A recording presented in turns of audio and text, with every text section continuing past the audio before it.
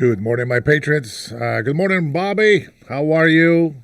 My man in the house. Good to see you guys. I'm looking at your comments. Make sure I say good morning. I'm not a good morning kind of guy, but since I have to do a show, I have to be forced to say good morning to people and acknowledge that is a new day. So I am glad for this torture that I have to come up with every single day.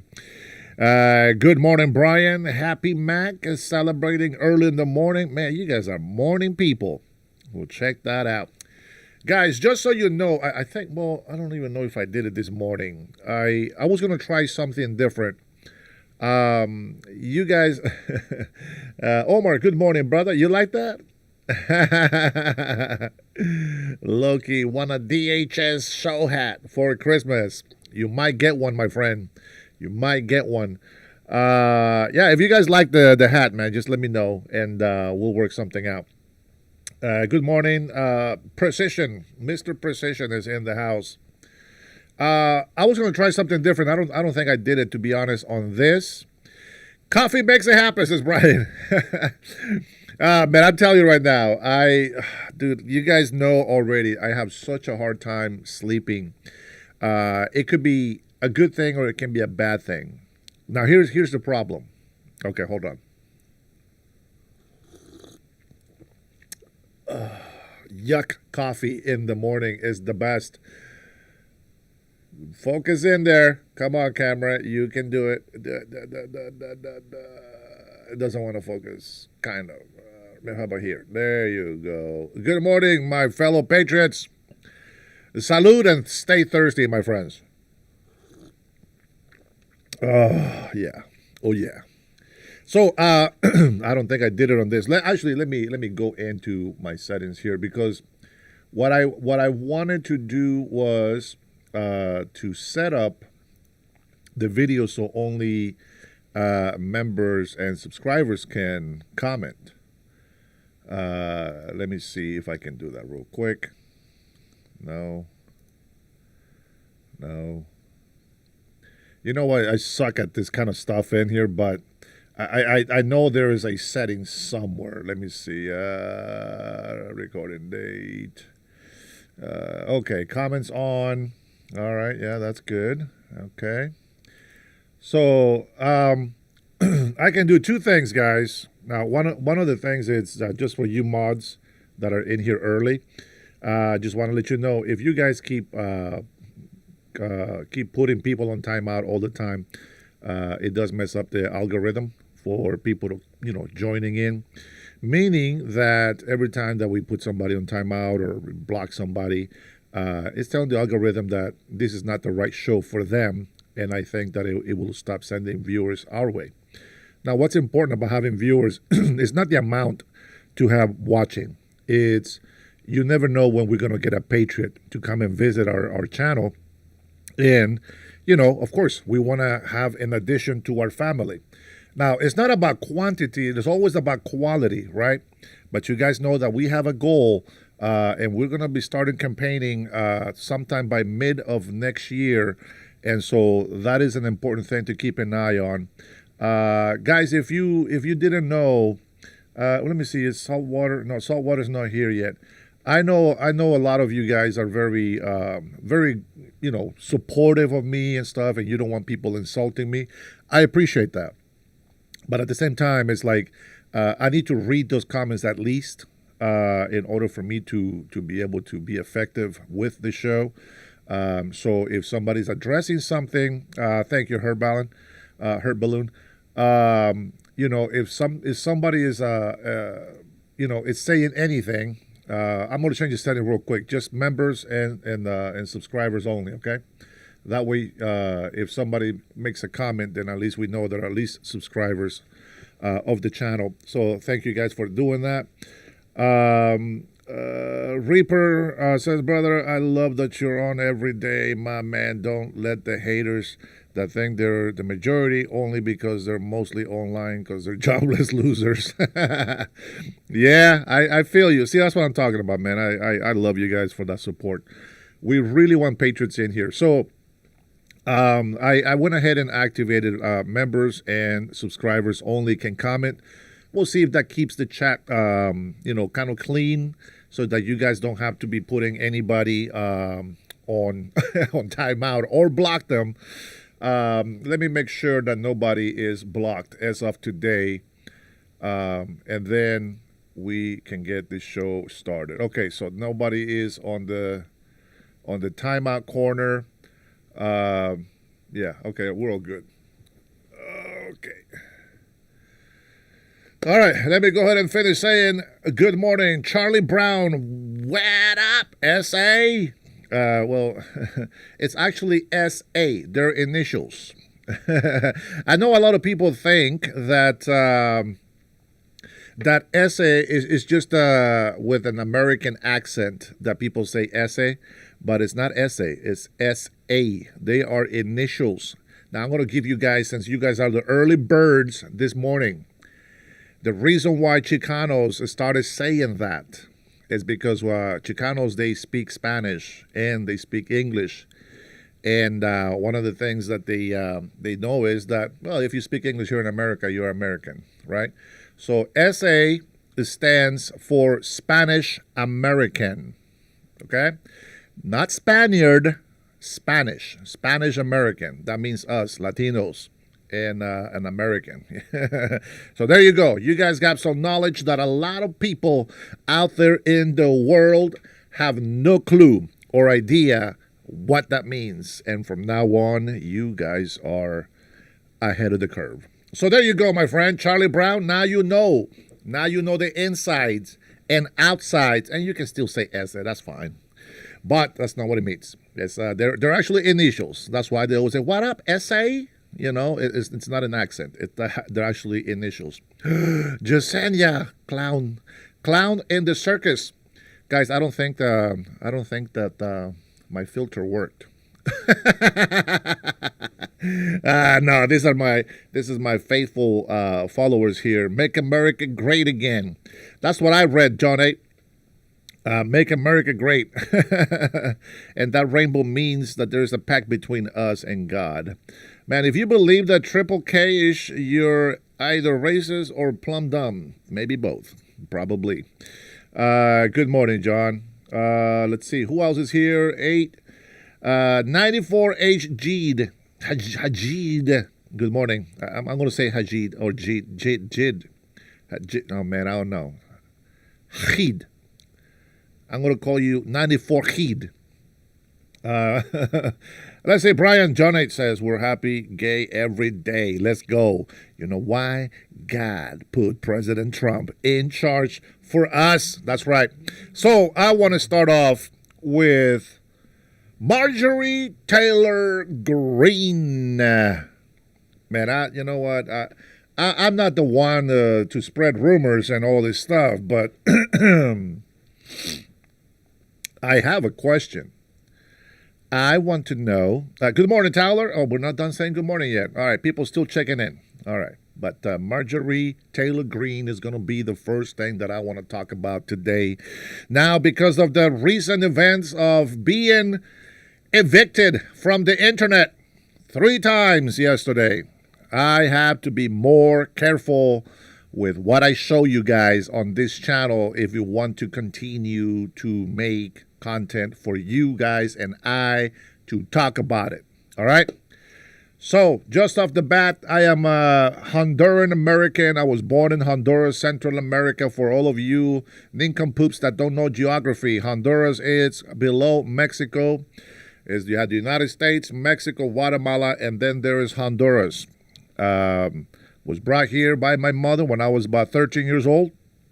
My mother never wanted to bring us here illegally, so we had to wait. We waited a long 5 years before we can come to this country. Now, I was a minor, obviously. I'm a young teenager, and I did not ask to come to this country. Matter of fact, I didn't want to come to this country. You know, I seen movies and everything. That's great, but I've always been a very nature guy. I love my trees. I'm going to tell you, I was culture shock for a long time. I kid you not. But here's the important thing that you have to take from that. My mother's example that she has given me all my life has always been respect the law, respect the American people, love this country, and do the best that you can to be part of the country and not a weight on or burden on this country. Now, I had to say it that way because she said it to me in Spanish, and so that's kind of my translation to you guys in my own words. But I am very thankful that my mother raised me to respect the law and to allow me to grow up understanding that we just don't come here without permission, that there is a privilege for us to have a green card and, of course, now, citizenship. So I'm very blessed. I'm very privileged, and I appreciate it. Marvin Bernal says, "Where's the money, Dennis?" There's not really that much money in this type of showbiz, if you will. But eventually, I think God provides all the time. But so I know that God will provide, and He will meet all of our needs, yours and mine. And we have big plans. Big plans. A lot of the people that follow me that have been, subscribed and have been into a lot of my lives. You guys know my stories, where when people in the church have just talked about doing something, talk gets old. You got to have action. You guys know that I've sacrificed full paychecks, and I don't tell you this to boast of myself or to make myself look better, but it is something that you need to understand. I'm not just like any other person out there that says, "Oh, I want to do this, I want to do that." No, I need to do it. It has to be done. If I talk about it, it needs to happen. And if it doesn't happen, it's not because I didn't try. Okay? So that's where I'm at with that. And I have a lot of things that I wish that I can do. And guys, I cannot do it by myself. So I'm excited that I am gathering all my big brothers and sisters through this channel. And together, we will be able to leave a mark in our life in this country. And then who knows, maybe the world. As a Honduran American, I do want to be able to give something back to Honduran people. And I believe that Americans are givers. We're very compassionate. And that I know that you guys will find pleasure in giving hope and help to those who need it. So I'm against illegal immigration. I am pro-legal migration.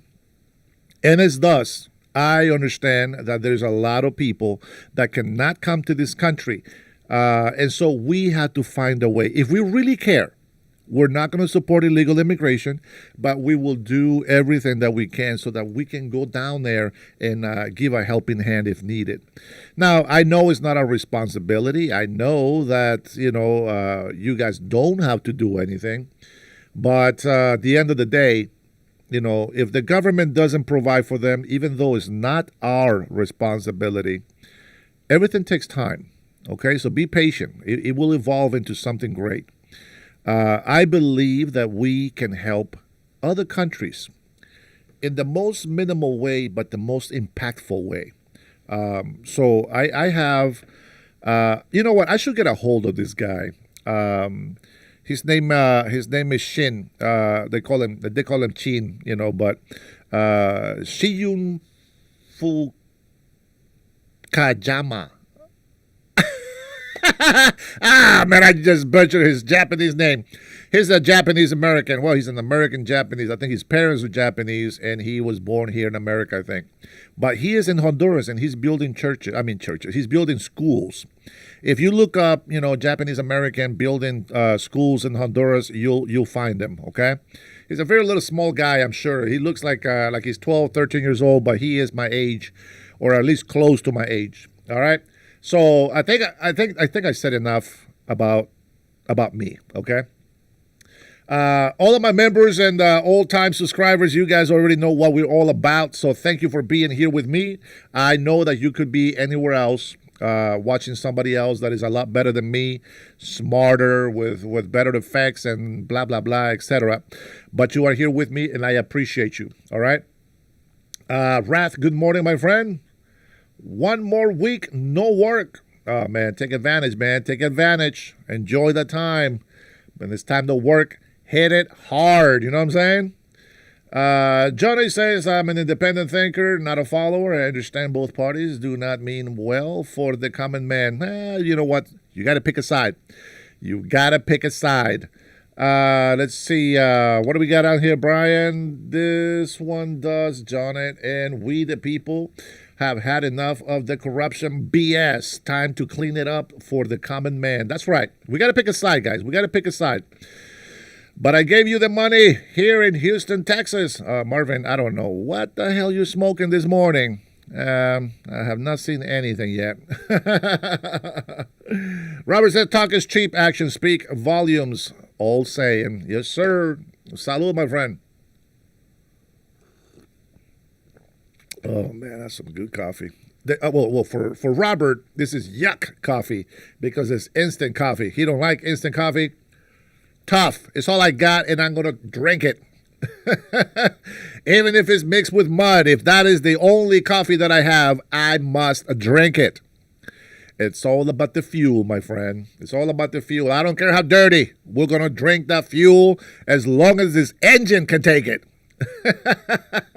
Oh, man, I should be a cars guy. I should get into trucks and stuff like that.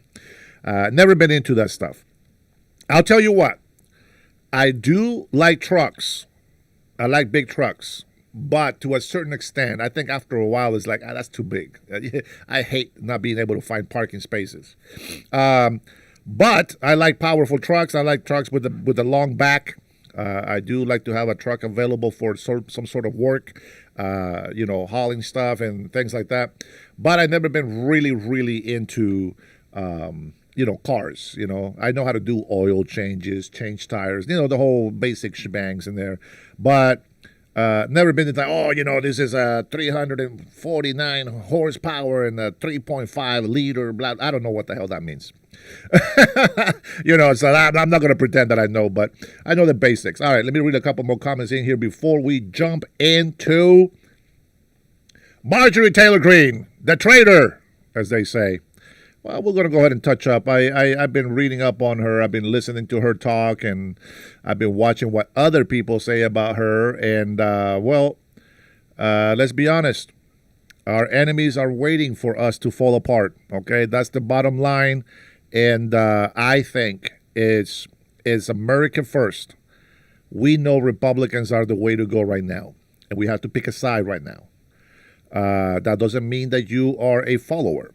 But at some point, you do have to follow something, right? So we follow God, and we believe that Trump was placed in office by God.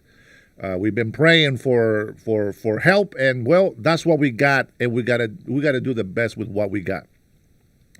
Let's see what we got. Chris, welcome. You got that right. We need someone that doesn't lie to defeat his own audience. No, you don't go to pick a side. You don't got to pick a side. I think you have to pick a side. There's always a side, guys. There is no such thing as no side. That doesn't exist. You may think you have no side, but you saying that already picked a side. We're not philosophers. Things they either are or they aren't. Okay? Let's see what else we got. Silverback, Gorilla. Have higher expectations for your heroes. MAGA at least expects morals or honesty as traits in a leader. We is back, says the Vogue. So sorry for you, says Silverback. I don't know who you're sorry for, but whatever it is. Brian, here we go. 40 billion to Argentina. Look on the map, Mr. America First. Guess what? We got that money back already. You didn't hear the news? Me neither. I'm just saying. It sounded good, though. It sounded really good. I can't lie. I don't know. I think we're getting it back already as it is. But that's just me. That's just my opinion. Don't listen to that part. We have both MAGA. MAGA is not just Republicans, guys. The MAGA is not Democrats. Definitely not Democrats. But MAGA, it stands for Make America Great Again.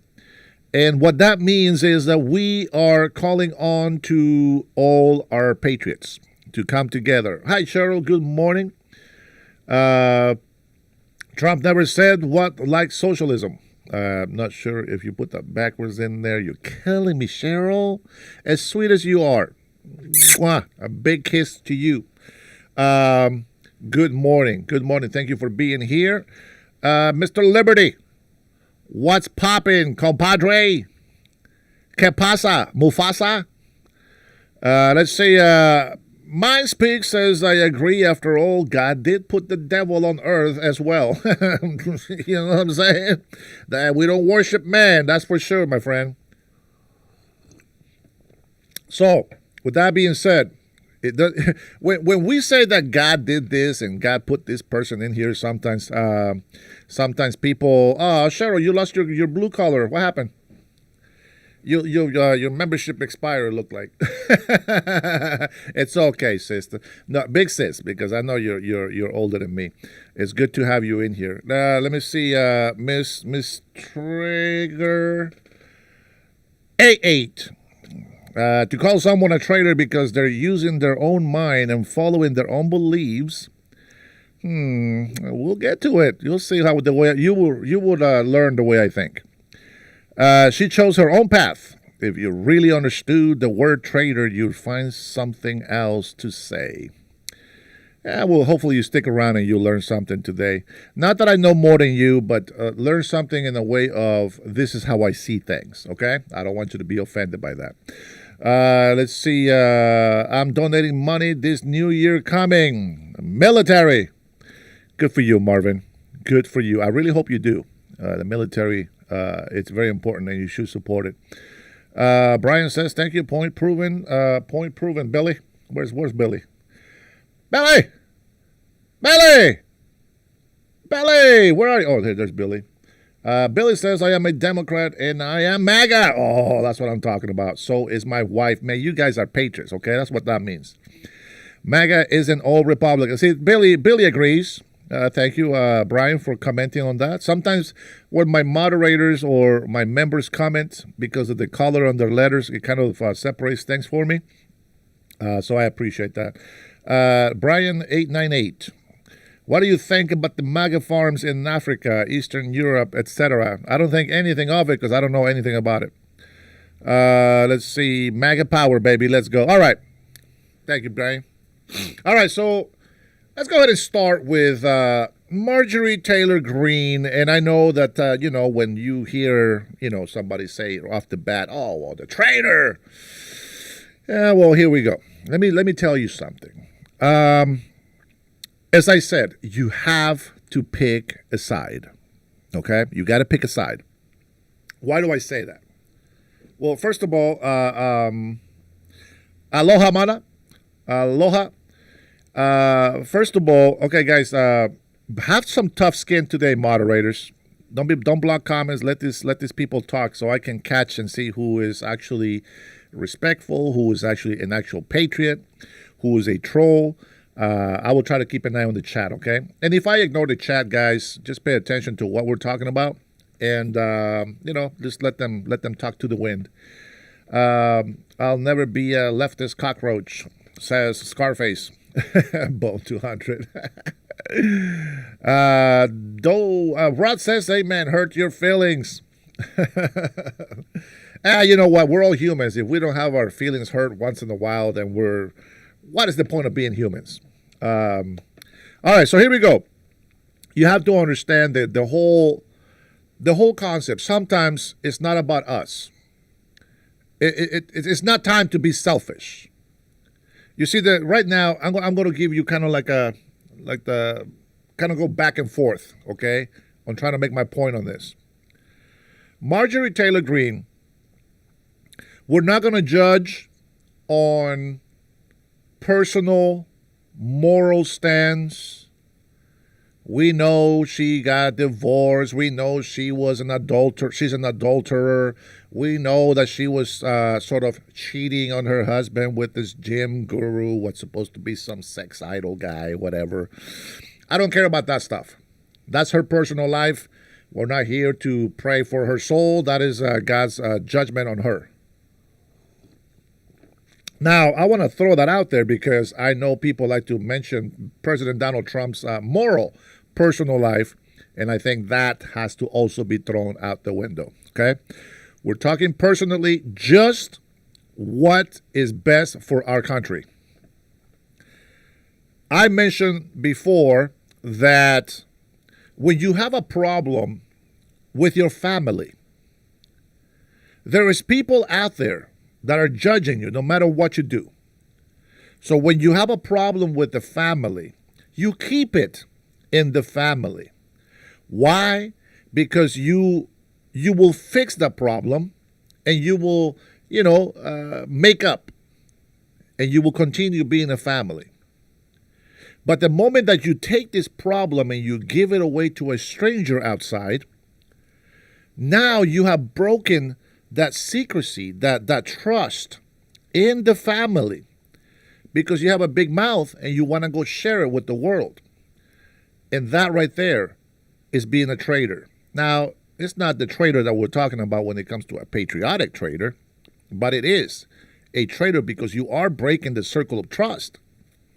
You see, no party's perfect. No party will ever be perfect. But Marjorie Greene did the unthinkable when it comes to breaking a relationship's trust. Now, I guess part of her personality with the whole husband thing, whatever, you can make a case that a person that cheats on their loved one, will probably cheat on everything else, right? And until that person redeems themselves and it shows that there has been a change, that's the way that they will be perceived.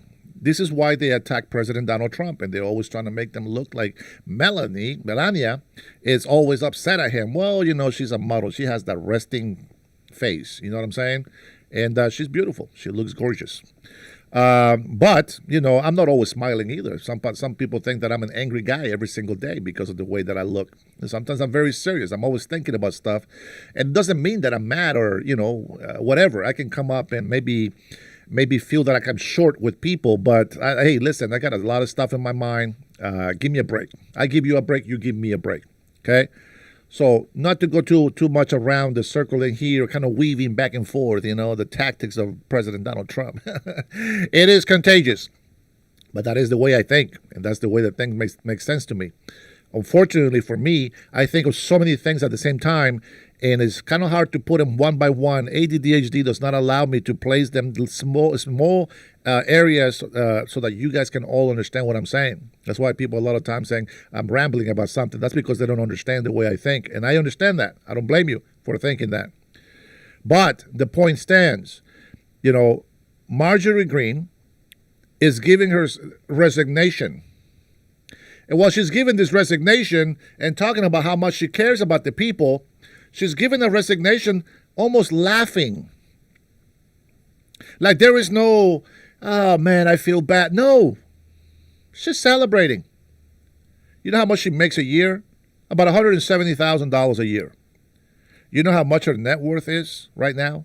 $25 million. Now, I'm not going to go too much into that because, man, they do have a family business. And, they can make money and they can save and, that could be part of the deal. But, hey, I'm just saying. The problem with Marjorie Taylor Greene is that because she supported President Donald Trump, she felt as if somehow she has done so much for this country and for the president that it hurt her feelings to say that she was a traitor because she betrayed him. Come on, let's be honest. The first term that President Donald Trump served in office as president, fudge, even the dumb-ass vice president betrayed him. That, my friends, I have a problem with. Everybody and their mama betrayed President Donald Trump on his first term. Why do you think that President Donald Trump on this term says you're fired, you're fired, you're fired? Are you going to stand with me no matter what? Okay, you're hired. Are you going to stand with me no matter what? Okay, then you're hired. If you don't believe in the cause that you are fighting for, you will never accomplish anything in your life. You have to believe it. I believe President Donald Trump needs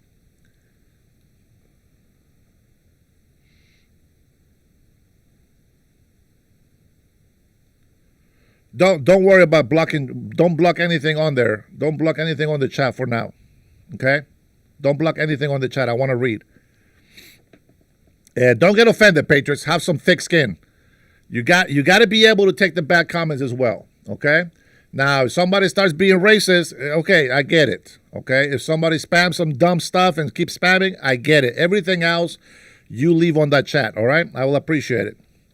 Don't make me take that wrench off of you. It's very important, okay? And you guys already know. Some of you already, I already talked about in private, so you guys should know already. Now, here's the disclaimer for you guys that are not members. Hopefully, you guys are subscribed to the channel. Do not demand that I answer your questions. If I get to your comment, I will answer. I will make a comment about it. I'll read it.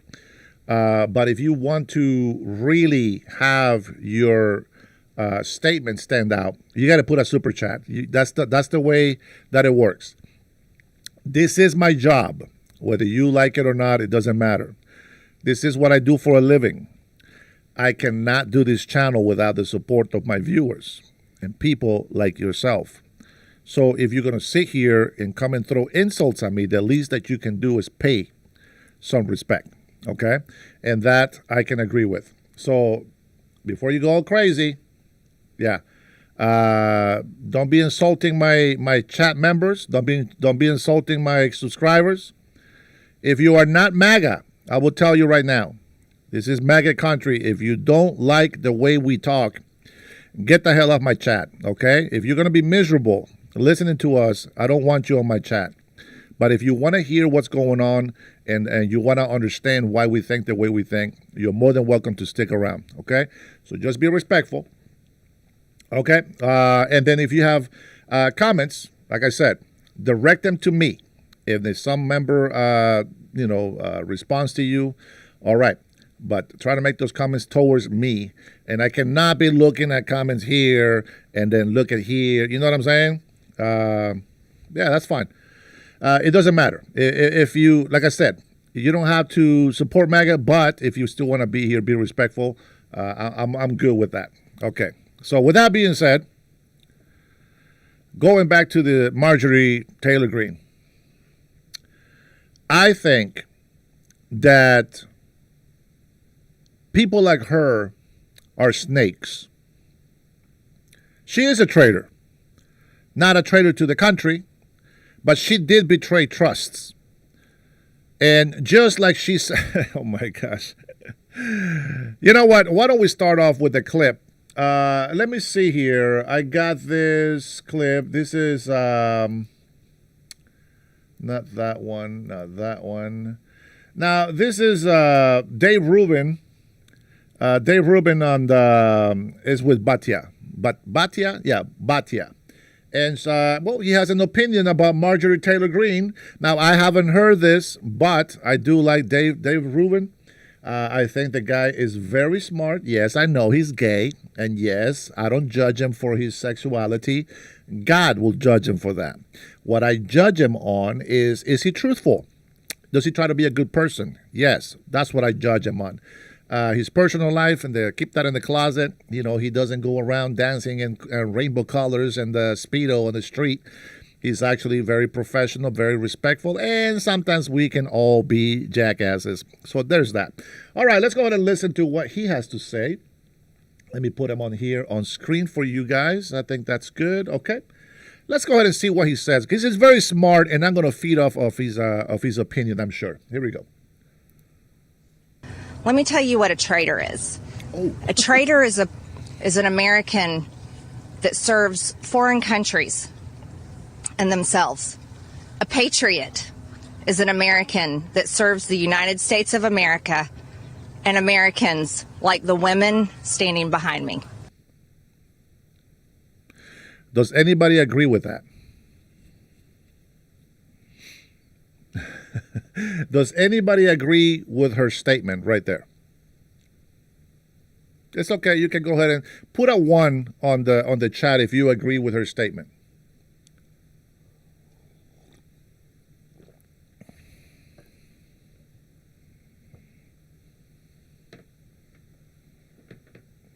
We must deny ourselves. If you're going to talk about religion, you have to understand that we must deny ourselves in order to accept the Lord. No, Trump is president. Will the world, or at least America, be a better place forever? Of course, Melody. Of course. There you go. Gene, Brian. Okay. All right. Okay. Yeah. Okay. Okay. Fantastic. Now, yeah. Okay. Now, let's remember that Marjorie, she's been, she's on her 3rd term, right? She's going to be done in January. Yeah, okay. Listen, that locker room talk, you guys stop it. Stop it. I am sure you guys have said nastier things than that. Locker room talk is supposed to be private, is a conversation between 2 adults. Whatever they want to say, that's between them. If you want to divulge that in public, I think that speaks volumes of your moral compass and tells me that you are also in the same level as President Donald Trump when it comes to that. All right, well, let's take a listen and see what... Hey, official, how are you, my friend? ¿Cómo estás? Buenos días. Bienvenido al show de Dennis Herrera. All right, let's go ahead and listen to what Dave Rubin says, because that guy, he's smarter than me. You have to understand this. This guy, Dave Rubin, is a genius compared to me. He's very, very, very smart. So is this fight now going to end because the Epstein files were released, or is there something deeper here brewing between MTG and the president? And where do you see this going? Oh, it's much deeper than just the Epstein files. First off, what she said there was really disgusting, because her implication, since this is all about Trump, is that somehow he's serving foreign interests. You hear that, my friends? All the ones in here?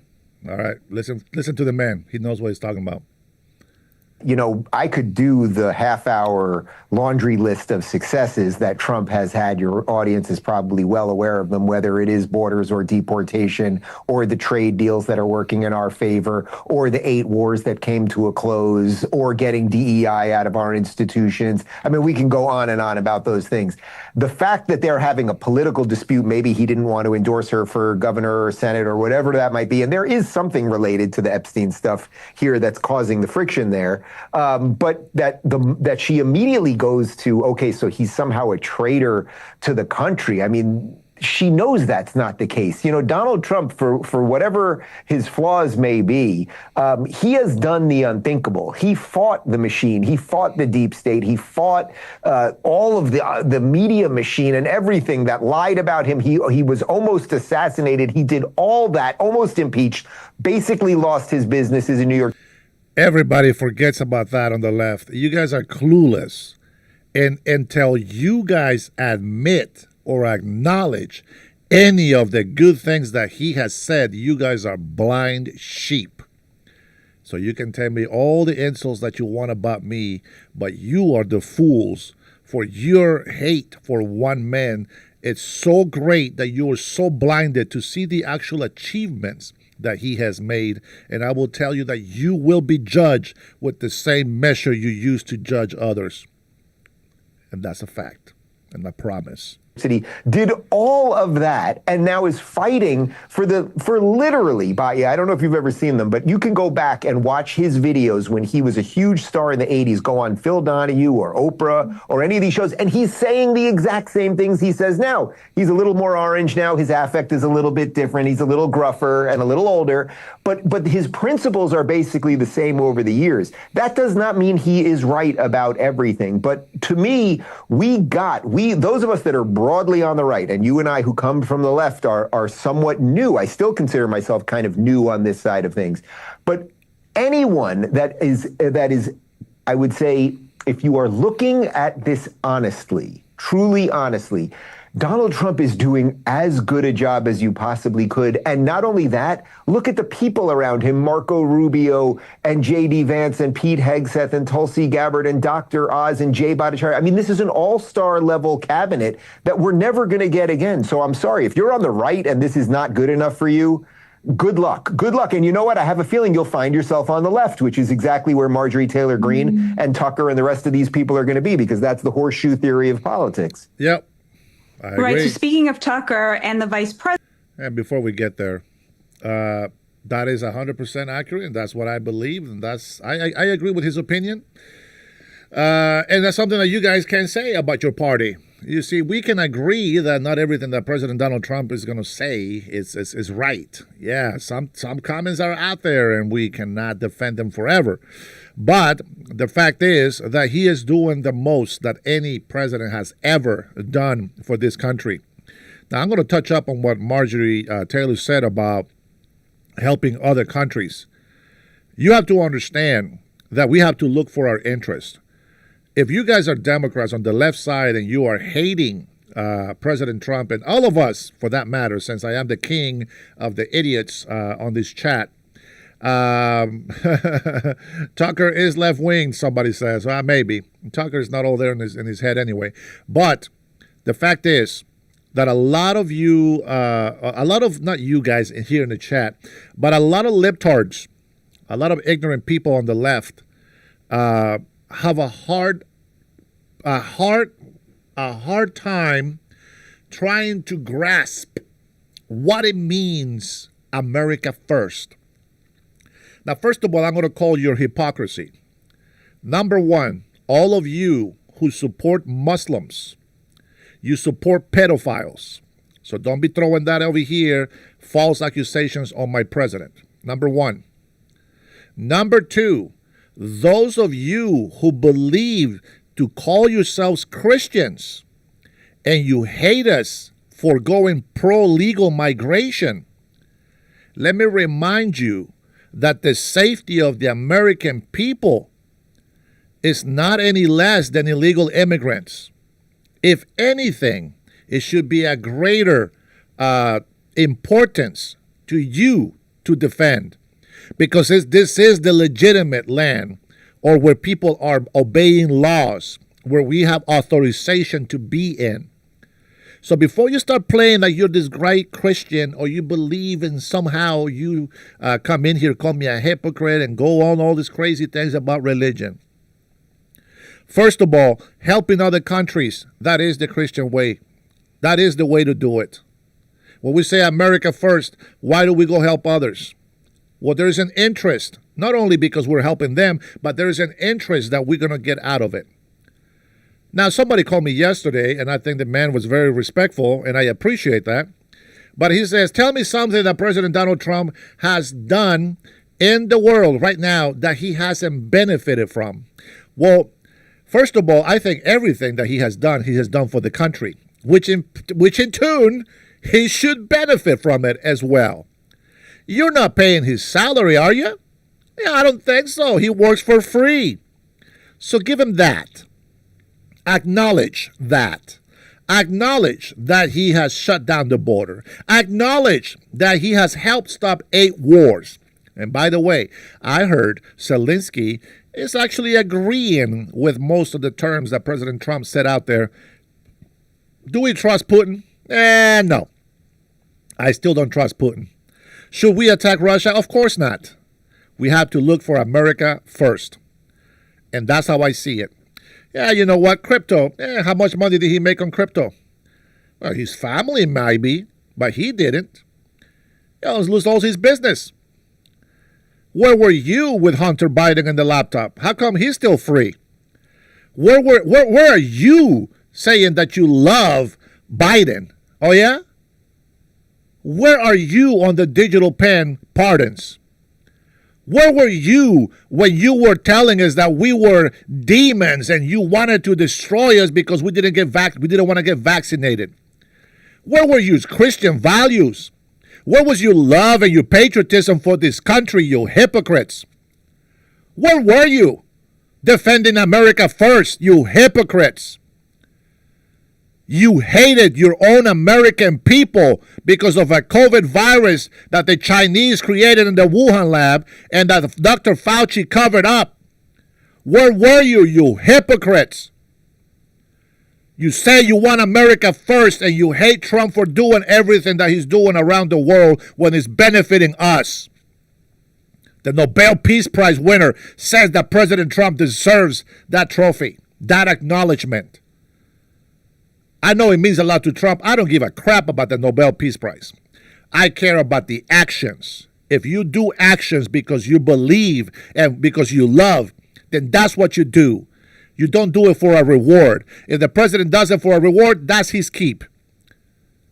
I'd rather go down in history as a great man that fought for honor, with respect, and led with strength and brought peace through strength. Nobody respects a weakling. Nobody respects a coward. Nobody respects a man that just turns around and takes it. The leaders in the world are ruthless. Some of them are a little bit gayish. I get it.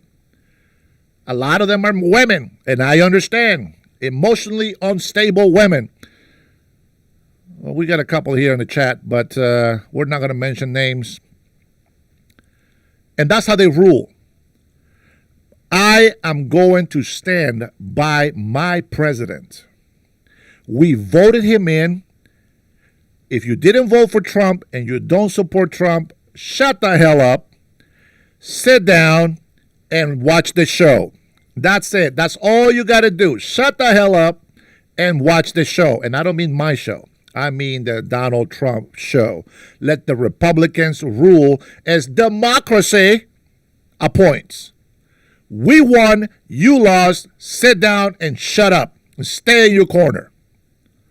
You got no say for at least 3 more years. Then you can say something. Man, that's not the way that I thought this was going to go this morning. See, this is why I need to read those comments, guys. Oh, I wish a reporter would ask Trump which wars he solved. And where have you guys been? Honestly, people, where have you guys been? 70,000 monks cannot be wrong. 70,000 monks cannot be wrong. Mongolia, Thailand. All these leaders come here and sign and shake President Trump's hand in public. Press briefings. You guys are so busy throwing hate comments on these press briefings that you don't listen to what's going on. You're so busy going to all these news outlets and so busy chatting negative shit on there that you don't understand what information is being given out. As I said, sit down and shut up and just listen. Listen to what's happening around the world. That way you get some freaking knowledge. You don't know which wars? Are you kidding me? He's about to stop Russia and Ukraine. Watch. And then I want you to come here and say, which one? Which war did he stop? Right now, you guys don't give him credit for anything that he's doing between Ukraine and Russia. It's not about attacking with missiles. That's probably the easy way and the most fatal, brutal way to go about it. He's trying to be diplomatic. He's trying to use other means to squeeze, to make sure that there is a deal reached. And in the process, America benefits. That is how you put America first. Venezuela. Oh, that's a different topic. We'll talk about Venezuela later. I won't touch that yet. So there you have it. Marjorie Taylor Greene, what the heck? I can't even say her name. I used to like her. When she first came out, I thought, wow, you know what, a strong woman. She's actually making common sense. But now, she talks like a libtard. Now that she's been in office for the 3rd term, she has been corrupted. She has been corrupted. You say, when did Trump build a stronger relationship with us allies? Are you kidding me? You guys were the first people that were over there complaining. Oh, look at him. He's got the Syrian terrorists. Oh my God, how dare he? Oh, what is he doing? Oh my God, look, he's got the Saudi prince. Oh my God, what is he doing? What is he doing? You know what I'm saying? That's what you guys are. You libtards is the way you think. You come over here and say, wait, what allies, what friends? You guys are retarded. You guys are so retarded, you don't even see that. We, with common sense people, we think this way. Hey, listen, I know that guy is our enemy, but salud,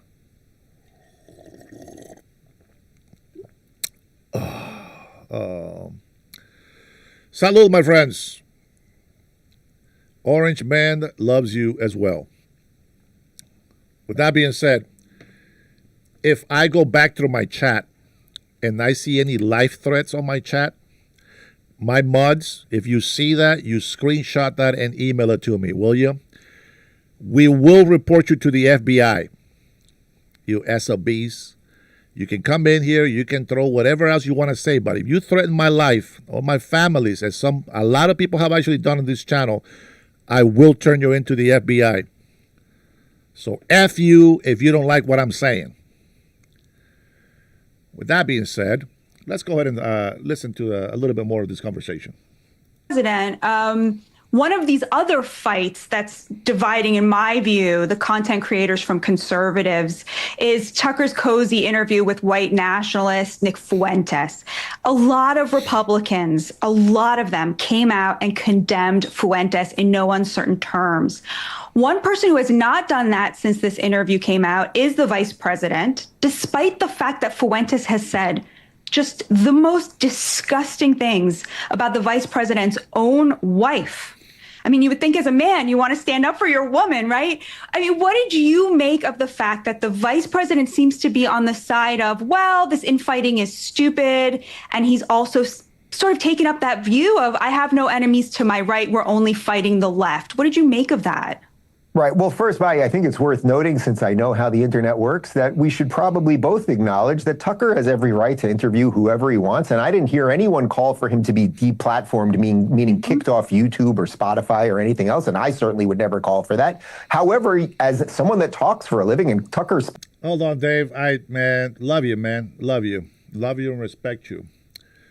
I don't know how many of you in here are children. You shouldn't be on my channel if you're under 18, number one. What do you mean freedom of speech? If you don't know what comes with freedom of speech, stop using it. Stop using it. That's not what the right says. That's not what the Constitution says. You have the freedom of speech, and what comes with that freedom of speech. I'll let you marinate on that. Think about it. Think about it for yourself. I'm not going to tell you. You think about it for yourself. What does it mean to have freedom of speech, and how are you supposed to handle your freedom of speech? Go read it. Go read your rights, and then find out how you're supposed to use your freedom of speech. Highlight 45. Yeah, okay, little brother. Yeah, you're still younger than most of us. Spends all day, every day criticizing people. That's what his job is. He was then getting criticized for his actions in that interview. It's as simple as that. Tucker name checks me constantly on the show. Okay, that's just fine. He has right to do that, and I can comment on him, et cetera, et cetera. So this had nothing to do with cancellation or deplatforming. As for J.D. Vance's position in all of this, I sent out what I thought was an extremely thoughtful tweet to J.D. addressing what you said right there, in essence, that he should get ahead of this now, because while so much of it seems to be focused on the Jews, that really, guess what, buddy? They will go after Ushevance. As you pointed out, Fuentes has done it, whether he's a white nationalist or a neo-Nazi or just a troll or a gay Mexican Zoomer. I don't know what he is exactly. I don't think it really cares, but I do think you're illustrating a more salient point, which is that this is now the nature of the internet. The crazier you are, what we seem to be doing is always grabbing the fringe and trying to drag it to the center. That's how social media works. So if you and I right now, we're having a fairly thoughtful conversation, you're welcome to challenge me on any of these ideas, of course, and you can come on my show and we can do the same thing.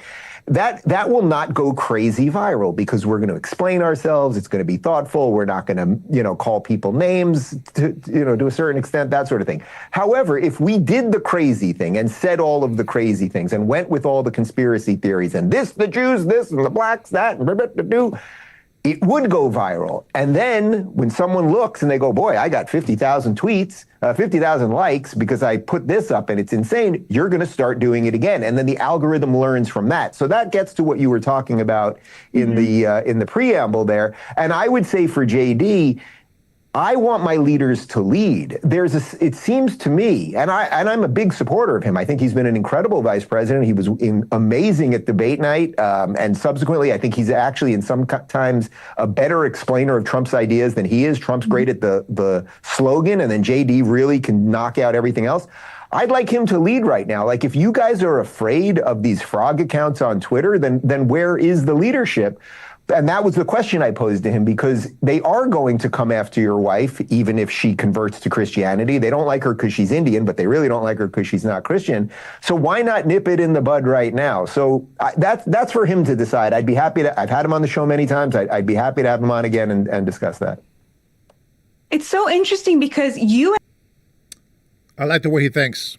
If you guys haven't listened to his show before, Dave Rubin, recommend that you look him up.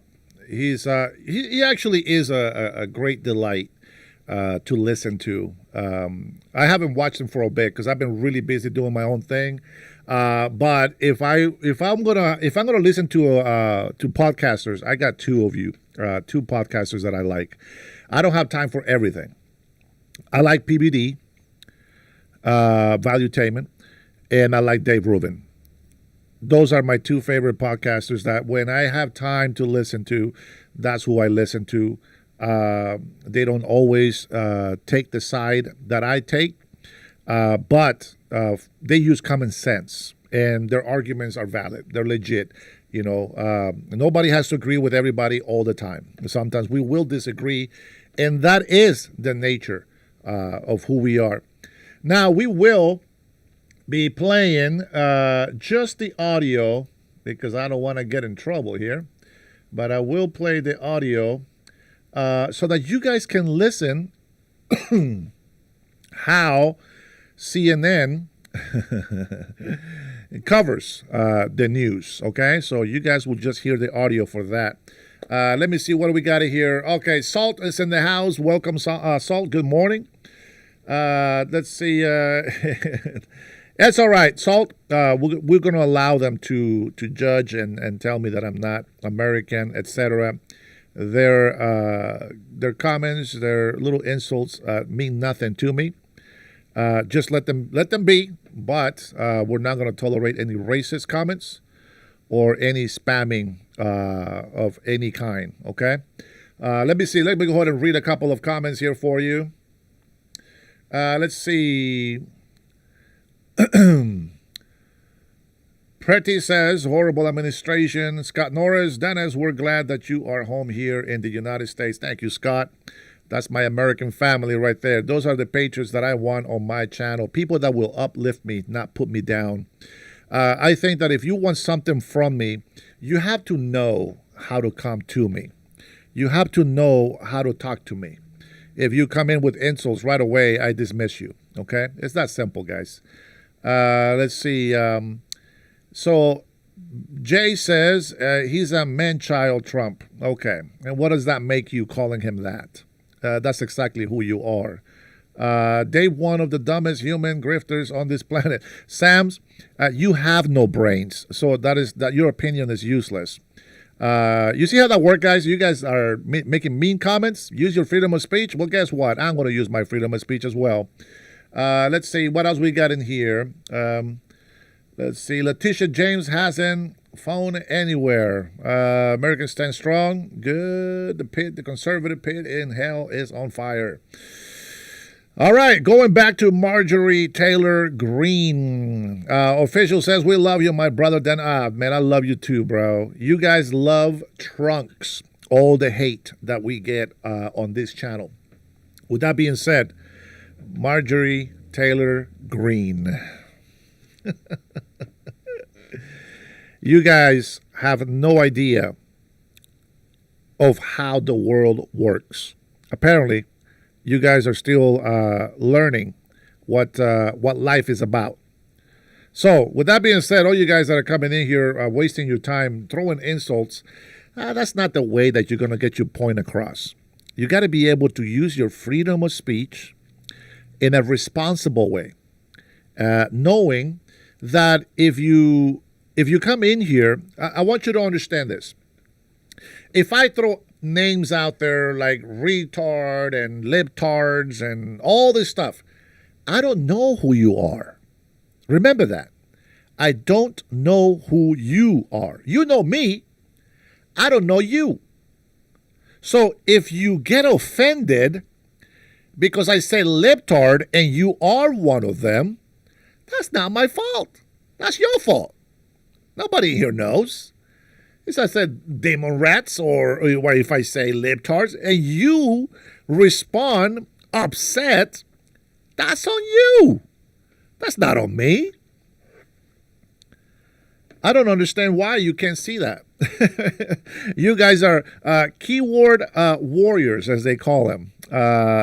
And Paper Bear says they're all trolls, Dennis. Yeah, I know. I know these bullies. But I will tell you something. We can agree and disagree without name calling. Name calling is infantile. Cheryl, sometimes that's the only way that they understand. It's like some sort of their secret language. So we have to insult them, and that's how the conversation works. I'm going to tell you before we get back to Marjorie. I'm going to tell you a story that happened to me in Walmart.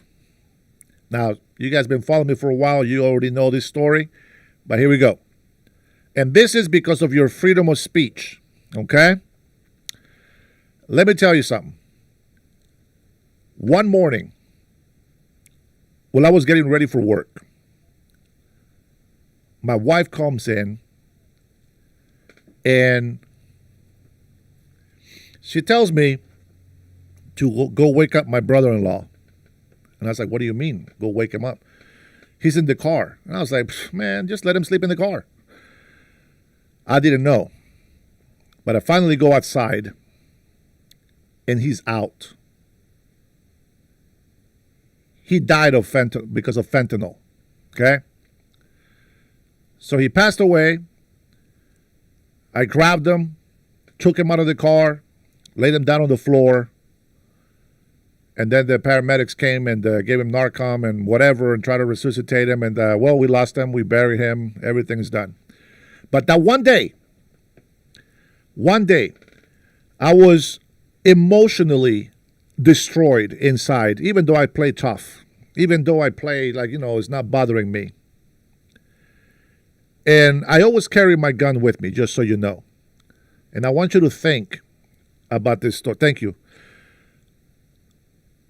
Your freedom of speech has consequences. Now, I don't care what you believe about your freedom of speech. I go to Walmart. I have this heavy, dark cloud over me. And I'm just not there. It's like I'm in autopilot. I'm in autopilot. And I go to Walmart to try to pretend that everything is okay. And, of course, I called my boss. I said, I can't come in. I just lost my brother-in-law. And my brother-in-law, it's like my, it's my brother. And I remember that I went to Walmart. And as I was shopping in the aisles, just like a zombie, I'm walking around and I hear some glass breaking in one of the aisles, and I hear laughing. And I'm like, what the hell is going on? And so as I keep walking, I see there's like, if I remember right, it was 3 young adults and one young adult woman, probably 19, maybe 20, maybe at the most 20. And they're tossing the football. Not in the same aisle, not saying that they broke the glass, but they were throwing the football across aisles. And they can hit somebody. And so I said, excuse me. No, what were they? Oh, they were hitting the volleyball is what it was. Yeah, the volleyball. And I said, excuse me, can you not do that here? This is a store. You know, people are walking by. You might hit somebody in the head by accident. And the girl laughed. And she says, well, it's just Walmart. And I said, yeah, but it's not a volleyball court, is it? It's a store. People come in here. Now, you guys know what I just told you. I just lost my brother-in-law. I grabbed his dead cold body out of the car, laid him on the ground. I'm not in the right place. I'm in a very dark place. And the problem is not that she just said that. The problem is she started mocking me. And she started walking towards me with an attitude.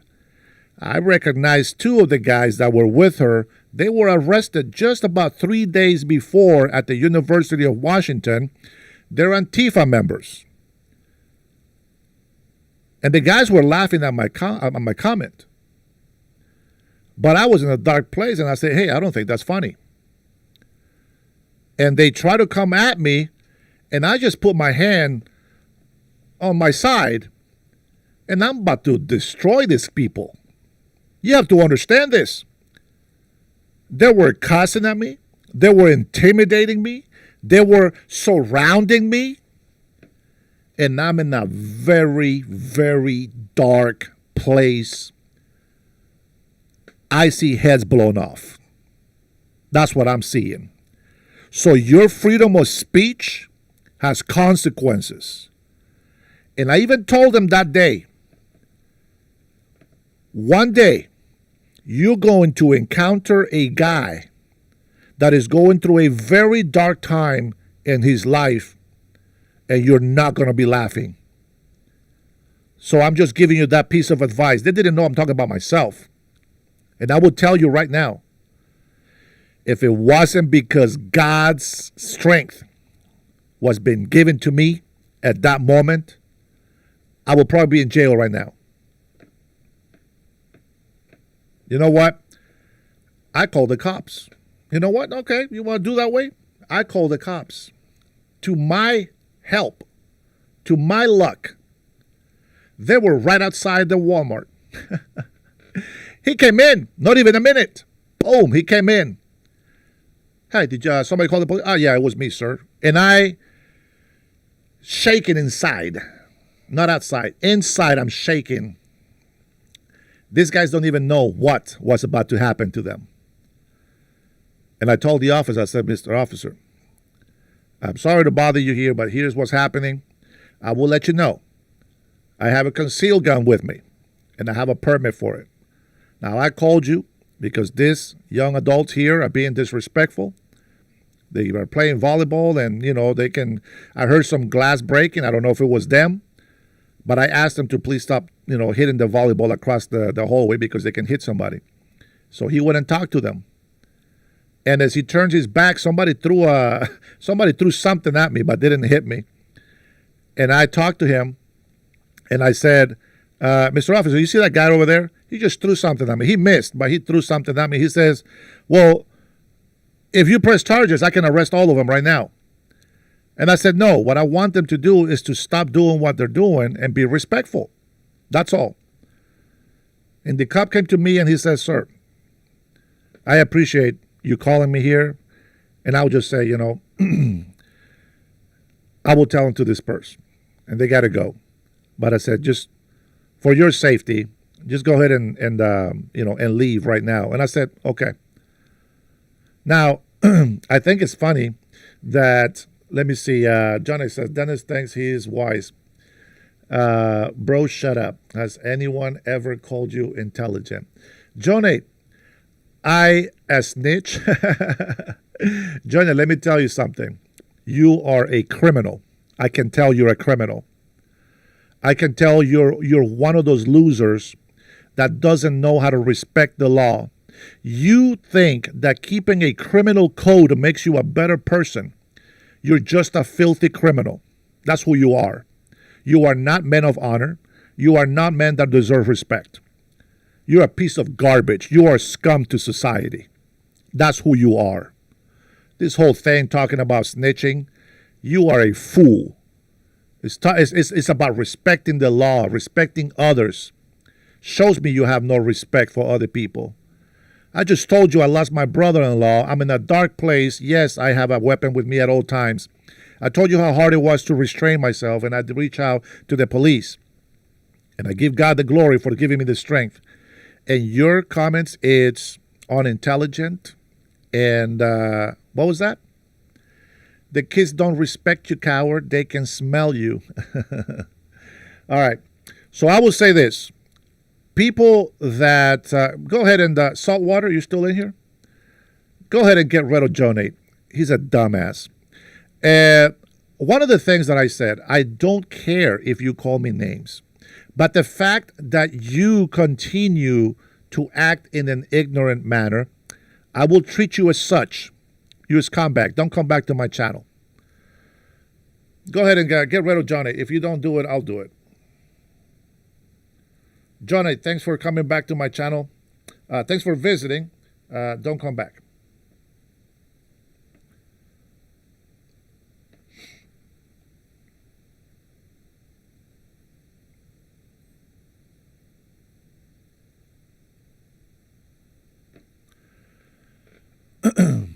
All right, bye-bye. Anybody else? I'm trying to read some comments here, trying to give you guys some idea. Thank you, Salt. Appreciate you. No, it's not about being soft, Joker. It's about, okay, you know what? You call me that. I address it, and you want to go ahead and continue to just do that. What's the point? Like, what's the point of you being here? What is the point? All right, Saltwater, today is your day. Get rid of Finley and Joker. Both of these losers out of here. They don't understand. Like, I'm telling you, that's right, baby. That's right, Brian. I'm telling you, I don't care about the insults. But I will not tolerate people that are scumbags, have no respect for others in this chat. You have to understand, we are directly communicating right now. If you make a general comment out there, I get it. But when you're directing that to me, see, that's a problem. So you want a retaliation. You want a consequence to your action. Well, and that is the consequence. I will not put up with that. You can call me that name, but if you're just going to sit here just calling names, you're not serious. You're not here to make conversation. You're not here to fix any problems. You are the problem. So get the hell out of my chat.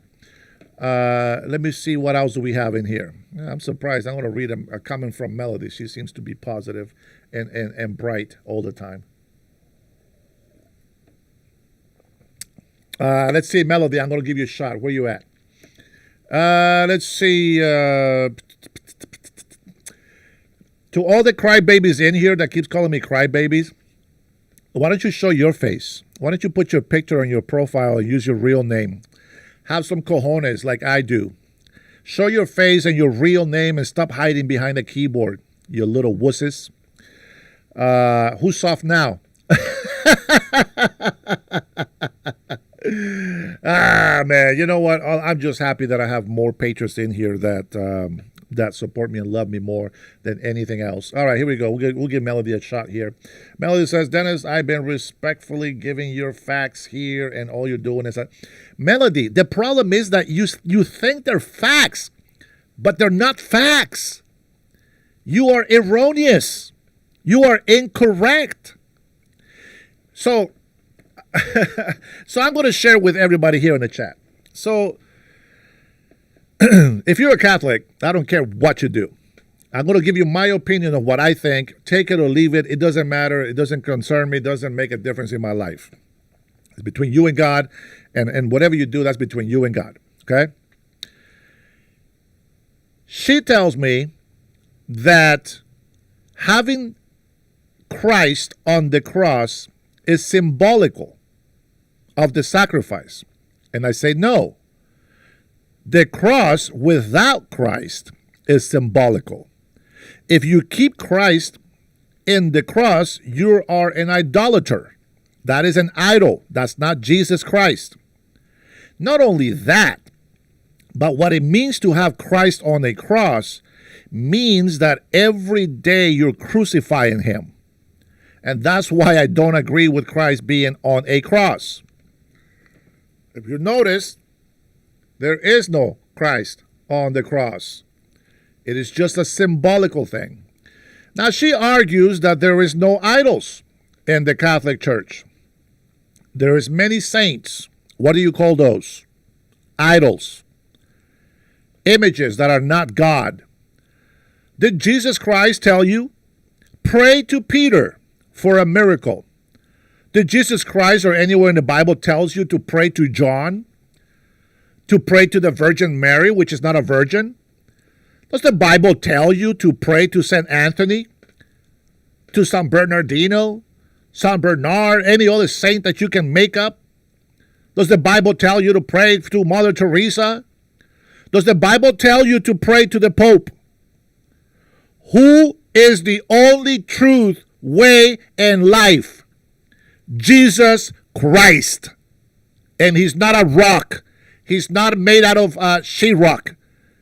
He's not made out of wood or iron or any other metal. So you're an idolater. You have to make an image for you to think that you believe on something solid. And this is why people don't believe you. Wait. Oh, here's my idol. Please, holy water, grant me prosperity. That's how stupid you look, praying to a rock. Why don't you try praying to God? Invite the Holy Spirit into your heart so that you can communicate with the Father. Invoke the name of Jesus Christ on your prayer. So it doesn't matter what you tell me. You're wrong. You defended idols in the Catholic Church. That's your belief. That's not a fact. The Bible tells you only Jesus is the way to the Father. Not Peter, not John, not Judas, not anybody else. Only Jesus. Tini 666, you satanical demonic person. Who tells you that I pray to Trump? Are you stupid? This is why you guys get retarded. Now, I called you directly when you make stupid comments like that. I threw a generalization out there. Anybody can be that, including myself. But when you want to respond with stupid stuff like that, you are going to get that response from me. So who's the idiot one in my chat that comes in here and says that I pray to Trump? Where did you get that? That's not worshiping him. I'm not worshiping him. That's a symbol of him fighting. The flag is a symbol of freedom and hope. Sometimes it darkens, but it's still a symbol, and I don't pray to it. But I do show respect for this nation. So I salute it because it represents the United States of America and its American citizens. Just as I respect the picture of the fallen soldiers and those raising the American flag in war. It's the same thing. And if you don't know the difference, I hope that today you learn that difference. Rick says attacking a religion is really not a very smart thing to do because the religion cannot be proven. Oh, my friend. I'm going to say this one more time. I don't give a shit what religion you practice. You're going to be judged by God. The only thing I can judge you on is on yourself. And see, I can say nothing nice to you. Hey, Neil, I cannot say nothing nice to you because you're not inviting anything nice to come your way. You are inviting negativity to come your way. And yes, I get it. I'm going to look really bad on this show today. But I don't care because I'm telling you the truth. If you act like a jerk, you're going to get a jerk back to you. Tooth for a tooth and nail for a nail. That's what I believe. It doesn't matter what you believe. I don't care about religion. If you bring the Bible and you want to talk about religion, you're going to hear me straight up. There's many denominations. There's a lot of times, a lot of my members and subscribers that are with me here, we pray to God, the God of Abraham, Isaac, and Jacob. What they do for their spiritual rituals or belief, that's on them. And they can tell me, like Baptists, okay, they don't like Pentecostals because they speak in tongues and they don't believe in that. Well, the I'm thinking of something else. The Pentecostals don't like Baptists because they don't like to worship God. They don't believe that the way that they worship God is the way you're supposed to. Who cares? The fact is, you believe in the same God, and if you want to practice a doctrine, go do that. But at the same time, you're going to be judged for what you do. I'm only saying that example because Melody has been on my channel constantly telling me that she's giving me facts, and when she brings religion, she gets shut down. She was raised with theology, she says, and yet she learned nothing from theology.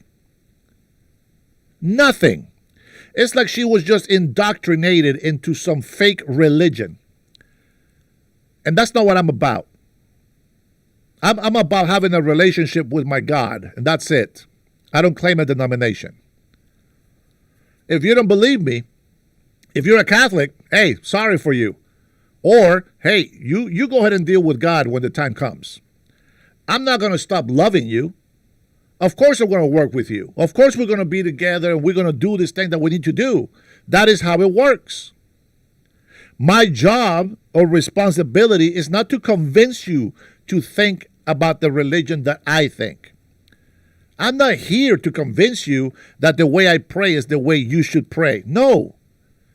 You're going to do it the way you feel to do, the way you believe.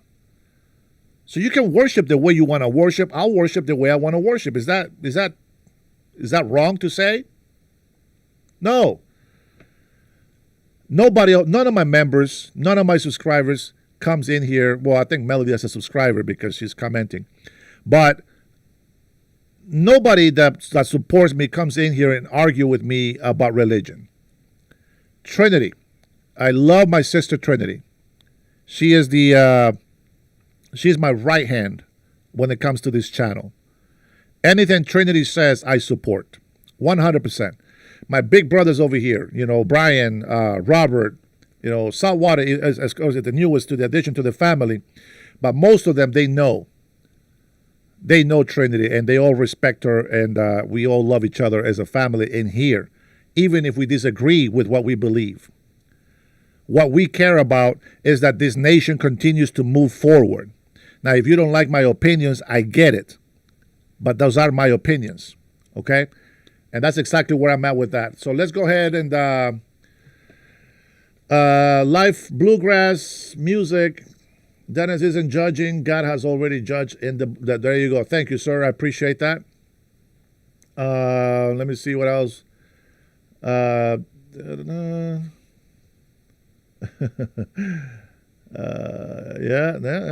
that way. Listen, there's many paths, there's many religions, but there's only one way to the God. No, only one way to God, and one way to heaven, and one way to true life. Thank you, Brian. See, that's what I'm talking about. We don't worship idols, you worship God. Period. That's it. All right. So Marjorie Taylor Greene, going back to her, saying that, who's a real traitor? The one that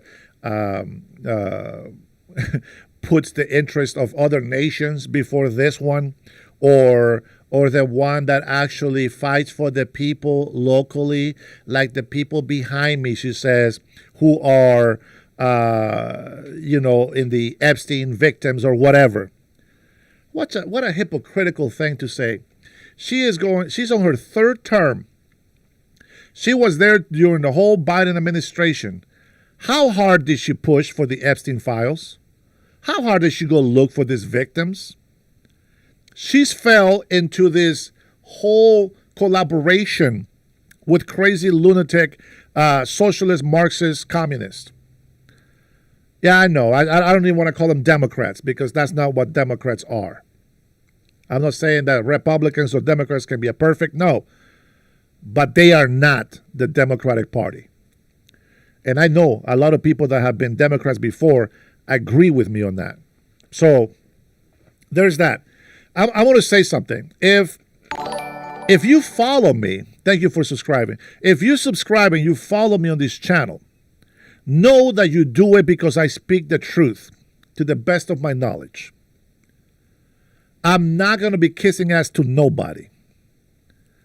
I am nobody's biatch. Let's get that straight. I follow when I see a leader. I respond accordingly as I am spoken to. You are in charge of how people talk back to you. And again, one thing that people miss when they come into my channel is I don't know who you are. Any words that I throw out there, you guys show me your true colors. If the shoe fits, you wear it. And you have been showing me that. You know, I just looked at my hand. I'm surprised nobody's told me I got little hands.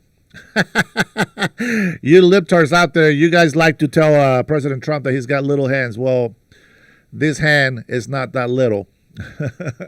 One of these slaps is going to knock your ass out. I tell you that right now.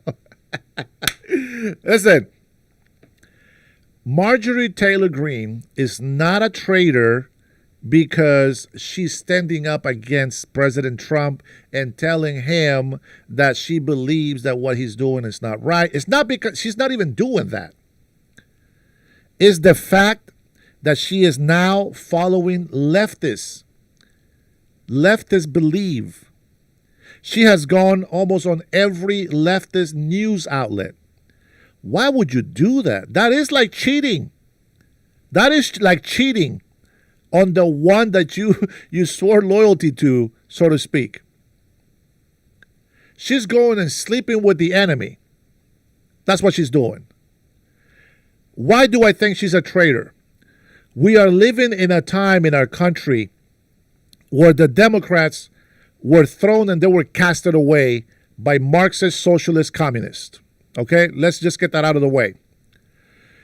These people only care about themselves and making money for themselves. Now they've been projecting everything that they are on Trump. They blame Trump for everything. Not one leftist Democrat can agree that Trump has done anything good for this country. That tells me how far off they really are. Okay, off the bat. She goes knowing that Republicans already have a problem inside. Democrats, they also have a problem inside. But the legacy media, the CNN, MSNBC, ABC, BBC, all this crazy ass legacy media out there that hate Trump, they're after Trump and the American people. The fact that she just kind of threw a bomb, just threw a grenade and left running. The coward. That you can call a coward. She turns her back not just on President Trump because he doesn't support her anymore.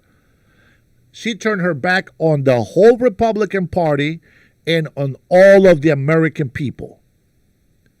Because we have two parties fighting. One is fighting for the right thing to do for Americans, and the other one are pretending to care about America. But in reality, they fight for foreigners. They fight for illegal immigrants in this nation, and yet they have a problem with us fighting to help other nations also become free, like Venezuela, like the Middle East. Peace in the Middle East. Now, nobody's heard about that one. Okay. She turned her back on this country, not just Trump, on the country. Because she says, her words, I mean, the Republicans are going to lose the midterms anyway. I mean, what? What? That's what I hear. Why don't we go ahead and listen to the way CNN talks? Because CNN is very smart, and well, they're always truthful, and they just know how to bring the news out. And I'm sure that this is going to be refreshing for my leftist visitors on this chat. All right, don't type anything on the chat. Just pay attention and listen. We can learn something here today. Here we go. Waves over the upcoming resignation of Republican Congresswoman Marjorie Taylor Greene. That happens in January. Greene made the surprise announcement online Friday night during this very show. It's unclear what she'll do next after 5 years in office. She started as one of the president's staunchest supporters and will leave Congress branded as a traitor by him after their very public falling out. Jeff Seleny went to her district in Northwest Georgia to see how voters are reacting. We wanted Marjorie to be Marjorie. We appreciate her. She doesn't blend into the curtains like other people do up in Washington. Like so many others here in Georgia, David Goldenshoe was talking about Marjorie Taylor Greene and the bombshell announcement she will resign from Congress in January. But unlike most who only talk about her, he knows her well. And after finishing his weekly radio show today, he said three things above all explain why she's leaving. She may be very, very, very conservative. At the same time, she wants to see things get done. The second factor, I think, was the Charlie Kirk assassination. That had a profound impact on her. And then the third thing, I think, was just the falling out with President Trump. Among friends and foes alike, and there are many of both in her hometown of Rome, Georgia, a sense of disbelief at her decision reverberated from one conversation to another. Very surprised. Didn't expect that. Sunny Knaus runs the Sunflower Community Bakery and had started to reconsider her view of Greene after she stood her ground against President Trump over the release of the Epstein files. I disagreed with a lot of the stuff she did early on in Congress. I applaud her for breaking away from the pack because that's a really hard thing to do in politics. There's just a handful of people that are brave enough to do that, so I've got to hand her that. Like breaking away from Trump, you mean? Right. So she's courageous for breaking away from Trump, not caring about the country, just as long as they turn away from Trump. That is the whole argument for Democrats. As long as you hate Trump, we don't care if the country burns down. That's how you leftist crazy ass people out there think. Now, none of you guys on my chat. You guys are all wonderful. Away from Trump and just standing up. The 14th congressional district, stretching from Atlanta's suburbs to the Appalachian foothills and Tennessee state line, has long been Trump country, and the Congresswoman has long led the loyalty parade. Come on up, Marjorie. Come on. Thank you, Mr. President. All that a distant memory after she criticized the president and he turned on her. Marjorie Taylor Greene. The remarkable feud that ultimately led to a resignation video on Friday night I refuse to be a battered wife, hoping it all goes away and gets better. Was still fresh on the minds of many people here today, including these two Green supporters out for a morning walk. I agree, How Mark. was she as a congresswoman from the district? Well, I think she represented the people, what they felt. Not everybody felt that way, obviously. I wouldn't have called her a traitor. That's Trump, you know. But he hits back if you hit him. With 42 days now left in her abbreviated term, That's right. There was no shortage of opinions about Greene. Radford Bunker was among those expressing regret to be losing their firebrand in Congress. I'm sorry that she resigned. I think that she's a thoughtful person. Like I said, I'm just sorry that politics has come to the sort of tribalism where you have to agree with everything on everybody. Others. Time is on my side. Yes, he is. All right, here we go. Like Virginia McChesney were far closer to saying good riddance. Hey, Time, hopefully this works, but this one's for you.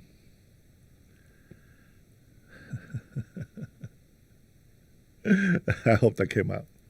This district really just wants someone who represents us instead of thinks of themselves and tries to promote a political point of view. Are you sorry to see her go? Not really.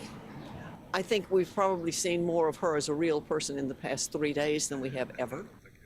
And It Jeff didn't work. Zeleny It is didn't work. with us tonight. Jeff, has Green said anything about what she'll be doing next after she resigns from Congress? John, she hasn't. She said what she will not be doing, and that is run for president. Why, you may ask, she would even be considering that? Well, there was a Time magazine report over the weekend that said she's considering it, according to friends of hers. She pushed back on that very strongly. She said she is not considering running for president. She said she laughs at the idea if anyone brings it up. And the reality is that might be a bridge too far, obviously, going from the House to run for president. But the question is, what will she do? And even friends of hers that we talked to here are not sure what she will do. Of course, there's a governor's race, a Senate race, but for now at least, she plans to spend a little bit of time at home and go sort of under the radar after January 5th when she... I agree. America was great. Was great before. Let me see, what do we have here? Time is over here spreading some love. Let's see. Melody says, I respect a strong leader who respects his oath to serve the nation and the people. Well, you should respect President Donald Trump. Not a leader who destroys our relationship with our allies and strengthens Saudi Arabia, Russia, nuclear power. I don't think you know how treaties work and how who your allies should be. That's what I think the problem is with most of you left-leaning idea people. Let's see. Spreading the wine of Babylon all day, says Stephanie. What the heck? I never heard of that before. JR says, America was great before, Dennis, and we're trying to make America great again. Absolutely, 100%. Let's see. What happened to the cases? Was they thrown out? Which cases, brother? Walter, which cases? You know why? Dennis is the immigrant troll. Actually, I'm not a troll. This is my channel. You're the troll. You are the invader in this house. Let's see. Well, because the reason why listen, it's so much easier for us to attack Russia and destroy them. But that will cost hundreds of thousands of lives, if not millions. And it will cost hundreds of billions, if not trillions of dollars, which we cannot afford to lose more in our economy. Plus, it will make us weaker for other enemies like China, North Korea, which, by the way, President Donald Trump is trying to make friendships or relationships, meaning that they have to have an agreement that they're not going to attack each other and they got to come up to the same level of understanding. You FAFO with me, FAFO, and that's it. That is the policy. So that's what you don't understand, okay? Salvador, yes, thrown out without prejudice. Rules weren't followed. Without prejudice means they will be charged again. That's right. Oh, man, Salt, that was actually very smart. You're talking about the Letitia James and stuff? I think I probably missed that in there somewhere. If it is about the Letitia James, that's right. They're just going to pick a different lawyer.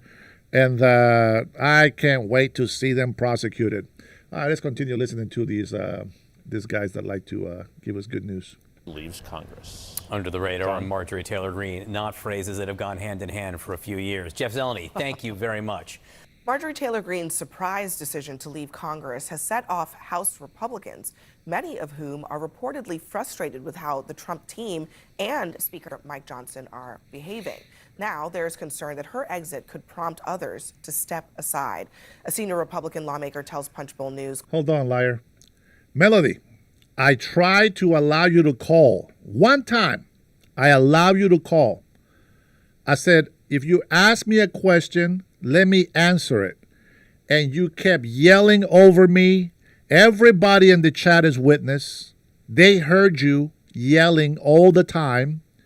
There was no civil debate. There was no discussion. You didn't like my answers, so you started yelling over me, and I kept showing everybody I'm trying to talk here. If you don't let me talk, I can't. And you kept going all this crazy, random Karen attitude. And, well, what is the point? No, everybody heard you. Everybody heard you. Everybody heard you, and this is why we called you Tyrone. Every one of my members and probably a lot of subscribers know that your nickname is Tyrone because you don't act like a rational lady.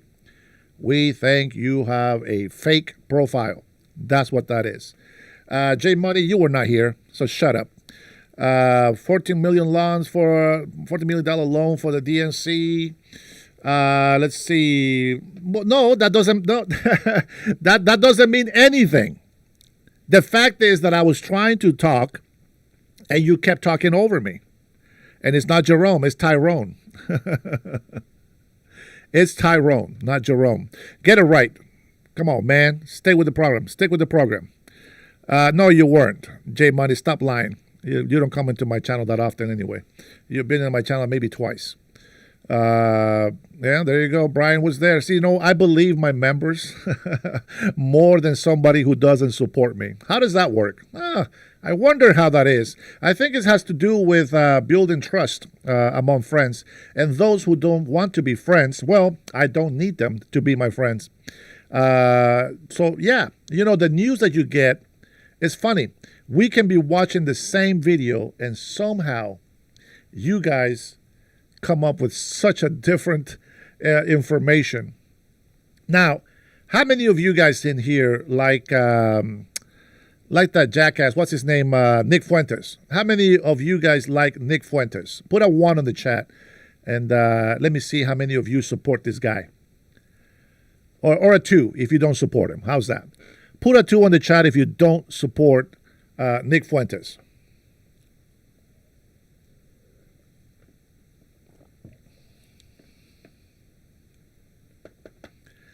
Paparamericano.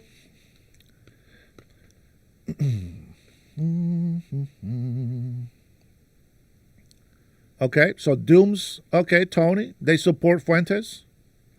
All right. K6 doesn't. Brian doesn't. J Money does. What? I'm surprised, J Money. Talking all that shit over here. You don't support Fuentes. Ray is like in between. I respect that. Let's see. John, okay, so we have a few ones. Okay. Nick is a racist lawn known to. Okay. I believe that. I think he is racist. Whether he thinks he's not is irrelevant. The way that he talks about black people and other people like the fat race mixer to J.D. Vance. Okay, I get it. That is a racist, my friends. Whether you like to understand that or not, he is a racist. So I don't support him. Now, it's okay if you guys support him. I don't support him. I just wouldn't. Period. The guy is lost. See, this is the one of the biggest examples that I have, that there is a lot of people that have a lot of knowledge. They're very smart, but they're not wise at all. They have no wisdom. And that's the difference. See, like Tyrone here, a.k.a. Melody. She has all this information. She was raised in theology. She was raised in a cult, is what she was raised in. And she was taught all of this information that was given to her. And so she has all this knowledge. But she didn't make an effort to look for herself, to search for the truth. And so all she knows is the things that people have fed her throughout her theology education. So she has knowledge but no wisdom. She might even be smart, I dare say, maybe smart, but she has no wisdom. So what is all that knowledge if you don't know how to use it?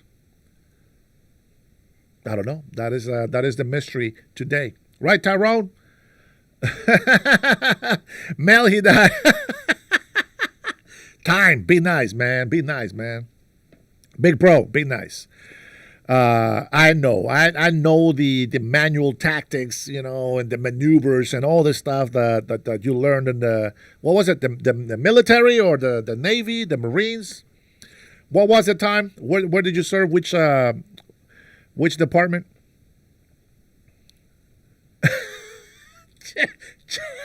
J Money, stop insulting yourself, man. He did not just say Harris would be a way better. Oh my gosh, dude, are you serious? I thought you guys learned by now, man. Oh shit, Liberty. Liberty pissed off. Let me see what does Liberty want? Thanks for the super chat, brother. I always want to ask the question about make America great again. Okay, and just heard someone say American was great. My question is when? What year? What made it great back then? Well, I think America was great. I love this question. I think America was great when our government unanimously believed that we were supposed to keep our borders secure. That's when America was great. When Americans' lives were put first before anybody else's. That's when America was great. Back in 2001 for 9/11, when our president decided to go and destroy some of our enemies, when Muslims were celebrating the death of thousands of American lives and other people from the Twin Towers, the response of people coming together of all colors, races, and ethnicities, fighting together to free people under the troubles and cleaning up our towns and being proud of the United States of America again, when we were crying together for the destruction of our great country. That's when America was great. And there you go, my friend. That's my true feelings on that. I hope that answer suffices. But there's more things, I'm sure. But that's kind of how I feel. And so right now, President Donald Trump is making America great. He secured the border. More than 80% of the Americans that voted for him still believe that the deportation should still be carrying on. We support that. Liberty, where I stand with that. I want immigration reform. But unfortunately, millions and millions of illegal people came here and invaded our country.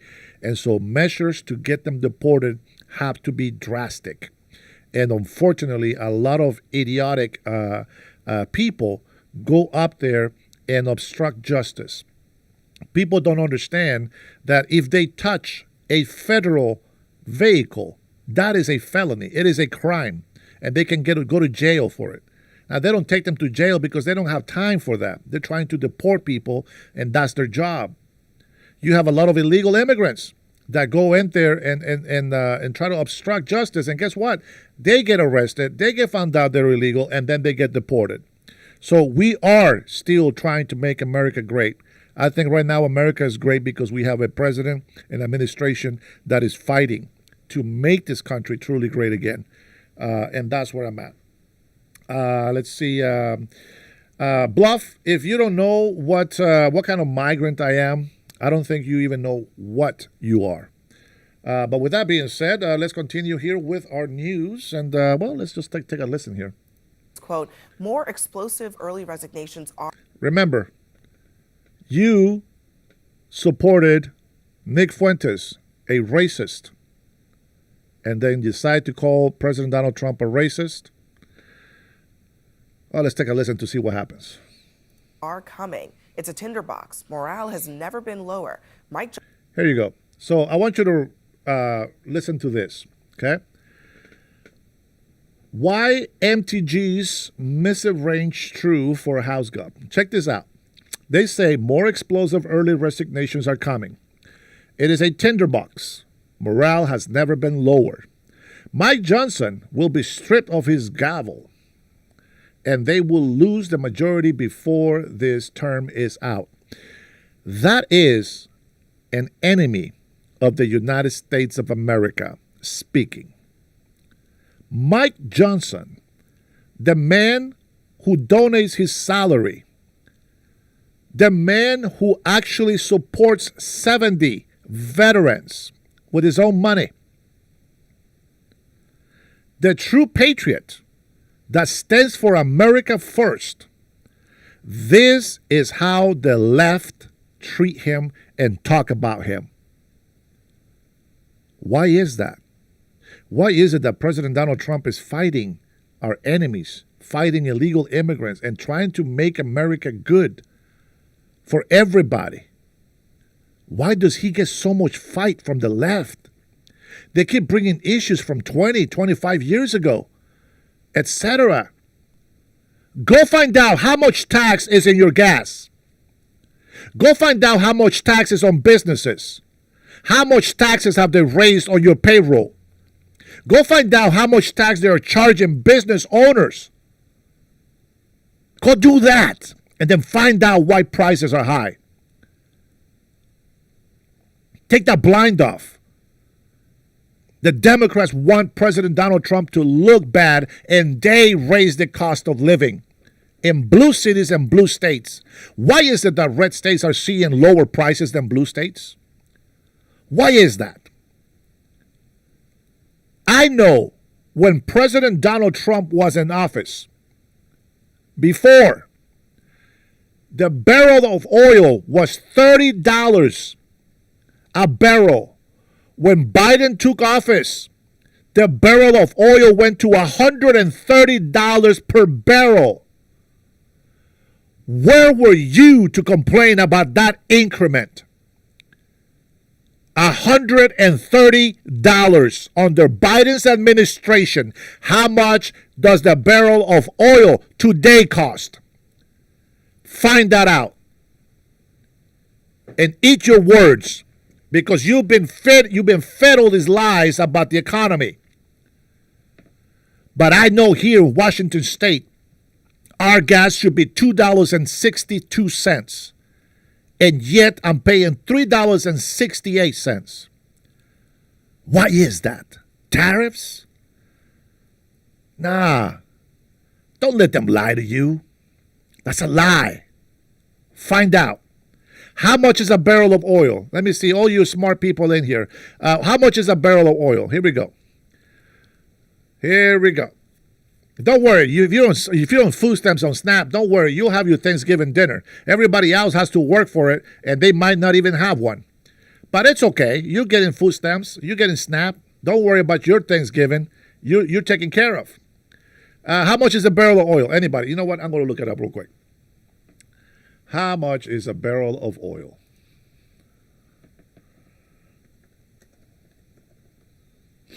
Okay, let's see if we can find a price on here. All right. Go ahead and look it up. I love this. I love this. Go ahead and look it up. And tell me if you see any type of crude oil barrel that is worth or that costs $130 a barrel. Find me one that says $135.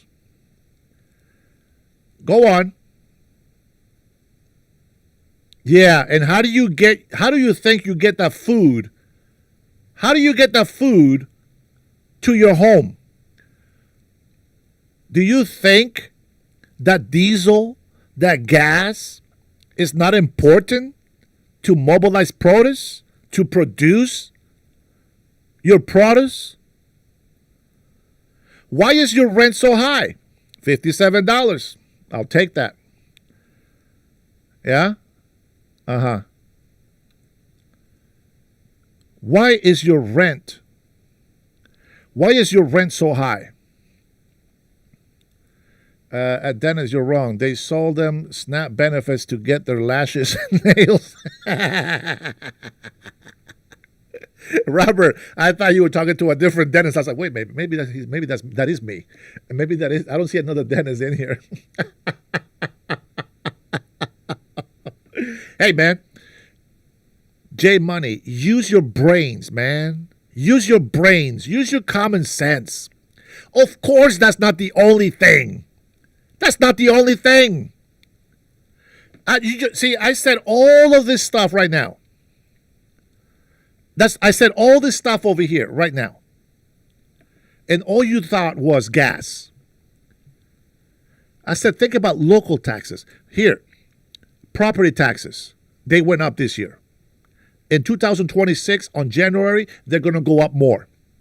They raised taxes on businesses, cost of doing business. They have regulation taxes. They have added so many taxes to everything. Inflation is going up. And you're missing the one important thing that you don't think about, especially when you say rent is high. Why do prices go up? Somebody tell me. Inflation. Okay, inflation is one reason. Why else? Oh, Melody, you're in Hawaii. Why is Hawaii so expensive? Let's hear it from Melody. She got some experience over there. From $130 a barrel, bro, to $58. I say he lowered the pricing of oil. Big time. 130 to 58, my friend. That is a huge difference. And yes, gas should be a lot cheaper. Hey, Paul, welcome to reality, where your brain doesn't work.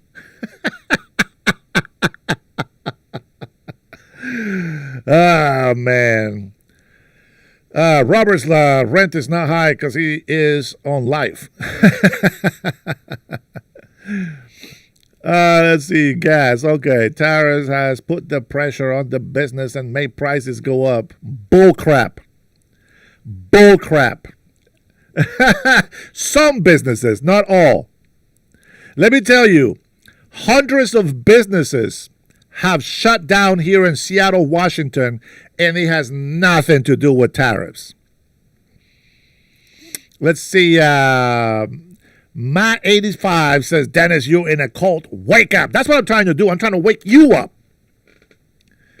Man, we're never going to finish this video on Marjorie Taylor Greene. All right, come on. Give me something else on economics. All you smart people out there. I had a man, 30 years experience in economics. Oh, I got a master's degree on this. And yet he didn't know shit. Hey, excuse me if my math teacher when I was in high school taught me about economy. He taught me to think outside the box.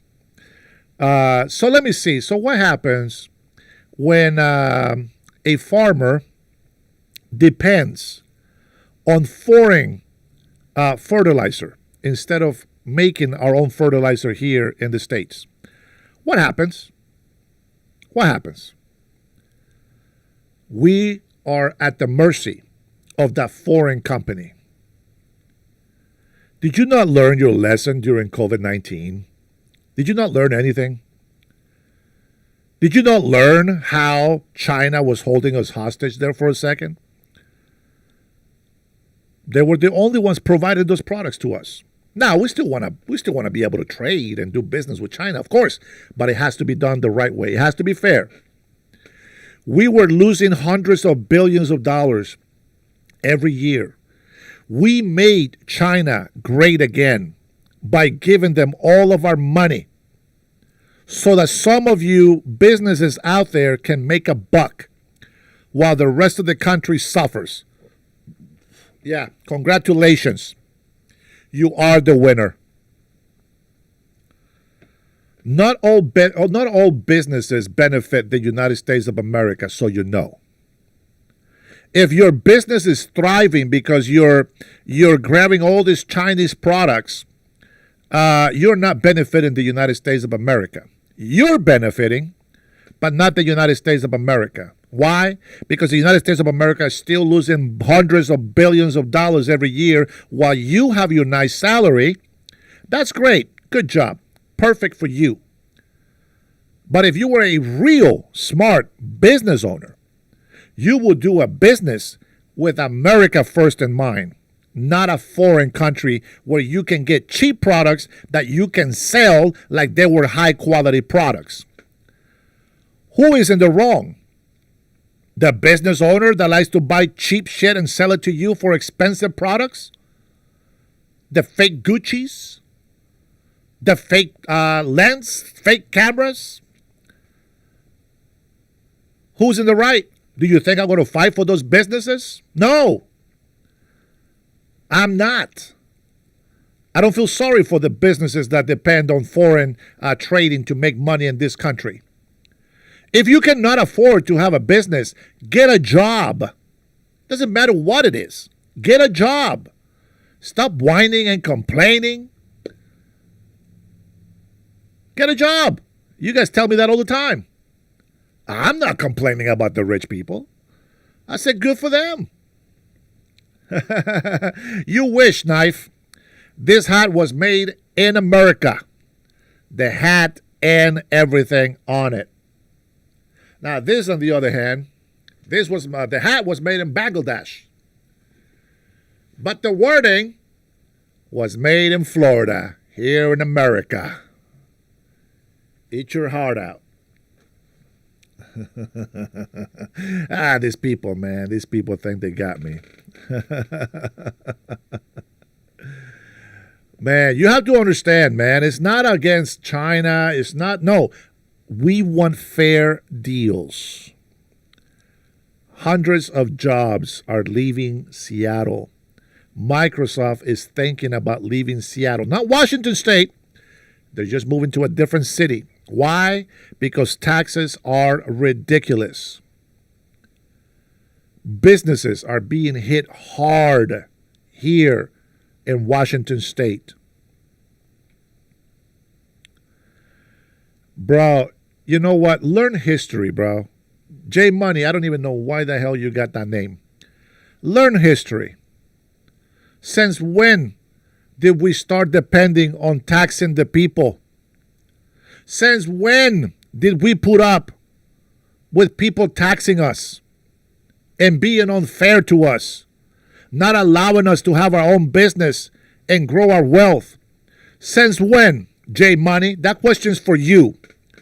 Since when did we start accepting the government, who is supposed to tariff international trading? Since when did we accept the government taxing us, the American people? That question's for you. Go ahead. No, don't be making the dumb, stupid jokes. Answer the question. You think you want to be smart about something, Mr. Economist?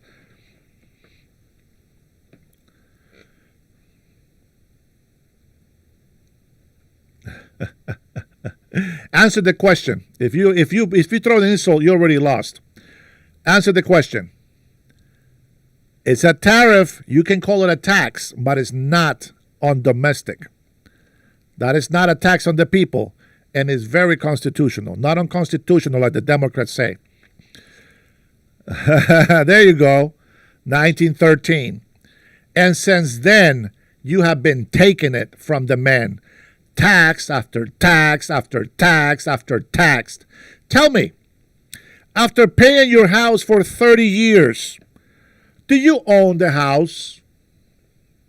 Or do you still pay a property tax, which is almost as high as a freaking mortgage payment every month? Not a grifter, just facts. Don't answer questions with a question. Just answer that. Why are you okay with the taxing on the American people and are against taxing international countries? Answer that question right there. Why are you okay taxing the American people and not taxing foreign countries? Answer that, Mr. Smart Economist. No, it's not. I don't know. I don't think you understand why I say that.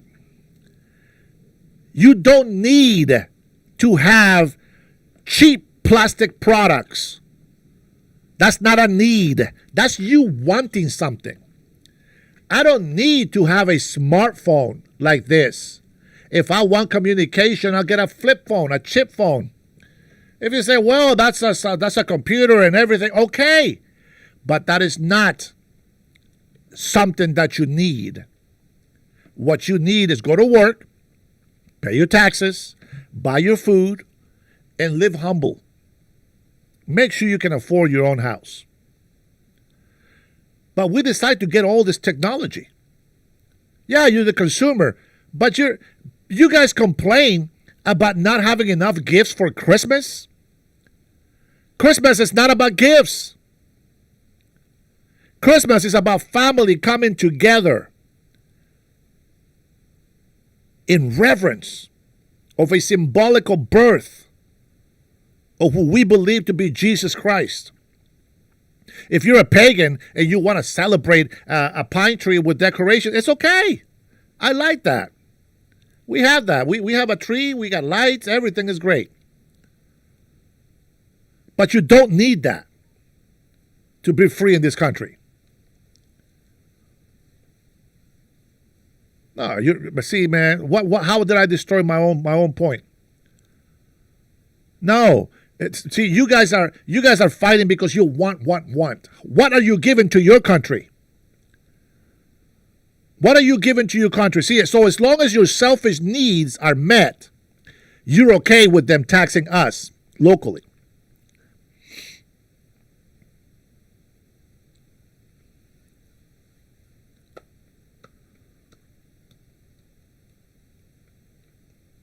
Yes, we can make smartphones in America.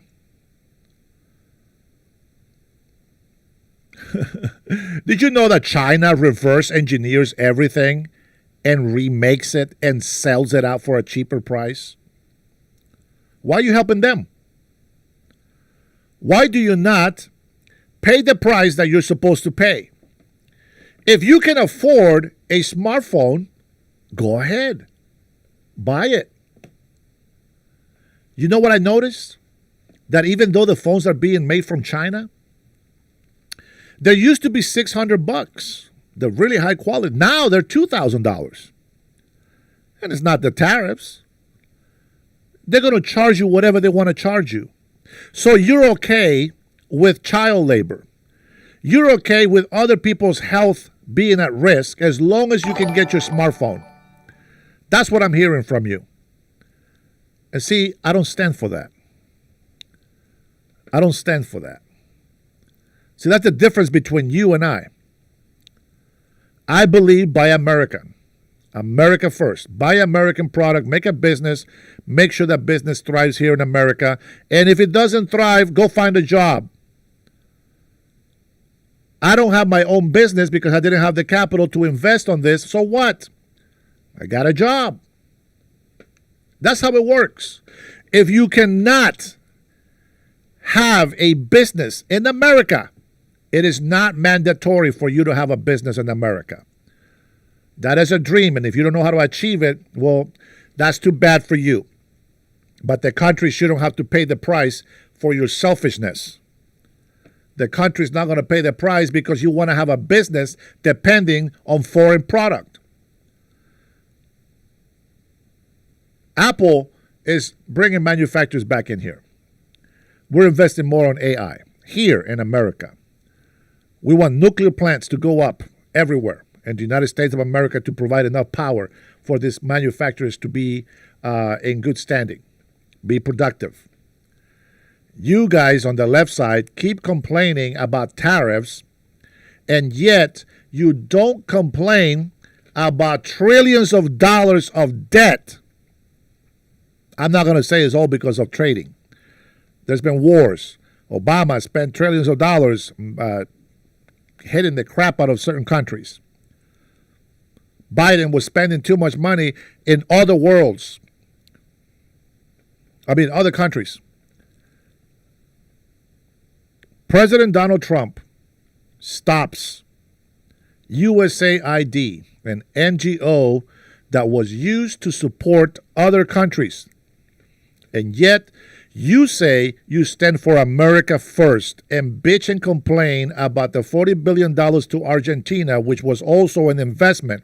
But you say nothing about the hundreds of millions of dollars, billions of dollars being hemorrhaged because we were giving it to other countries. Look at Somalia. Ilhan Omar. She's over there fighting, talking about how important her Muslim Somali people are. And now that she is being threatened and her community being threatened to lose the protection status, now she says, American people, my people, shut up. She plays you, and you say, how loud can I hear you singing? How loud do you want me to play? That's how she plays you. And you say, how loud do you want me to? That's what I'm trying to say. I think that's right.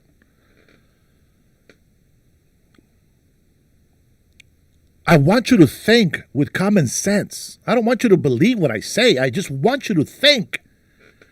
Think outside the box. Why are prices so high? We'll find out. Go listen to your local government. Find out how much in taxes has been raised in your city. How much taxes?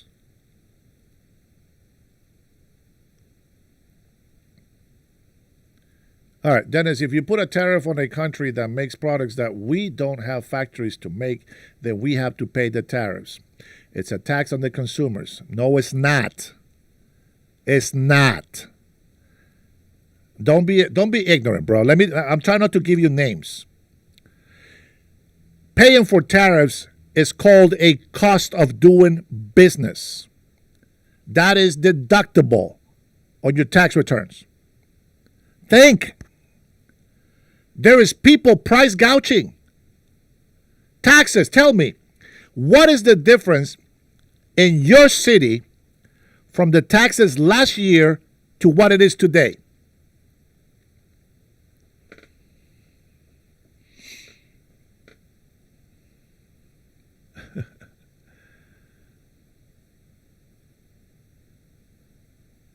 Yeah, no shit, Sherlock. That's exactly what he's doing. There are factories going up in our country. Find out. There's a factory going up in Arizona. Now, why do we not have factories in here to do all the things that we need? Because for the last couple of decades, Democrats have been destroying that. They've been globalizing instead of localizing. Globalizing is okay, but don't stop local.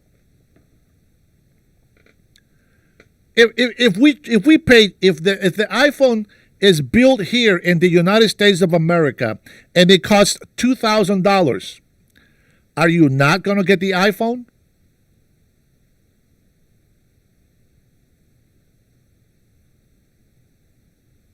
Go ahead.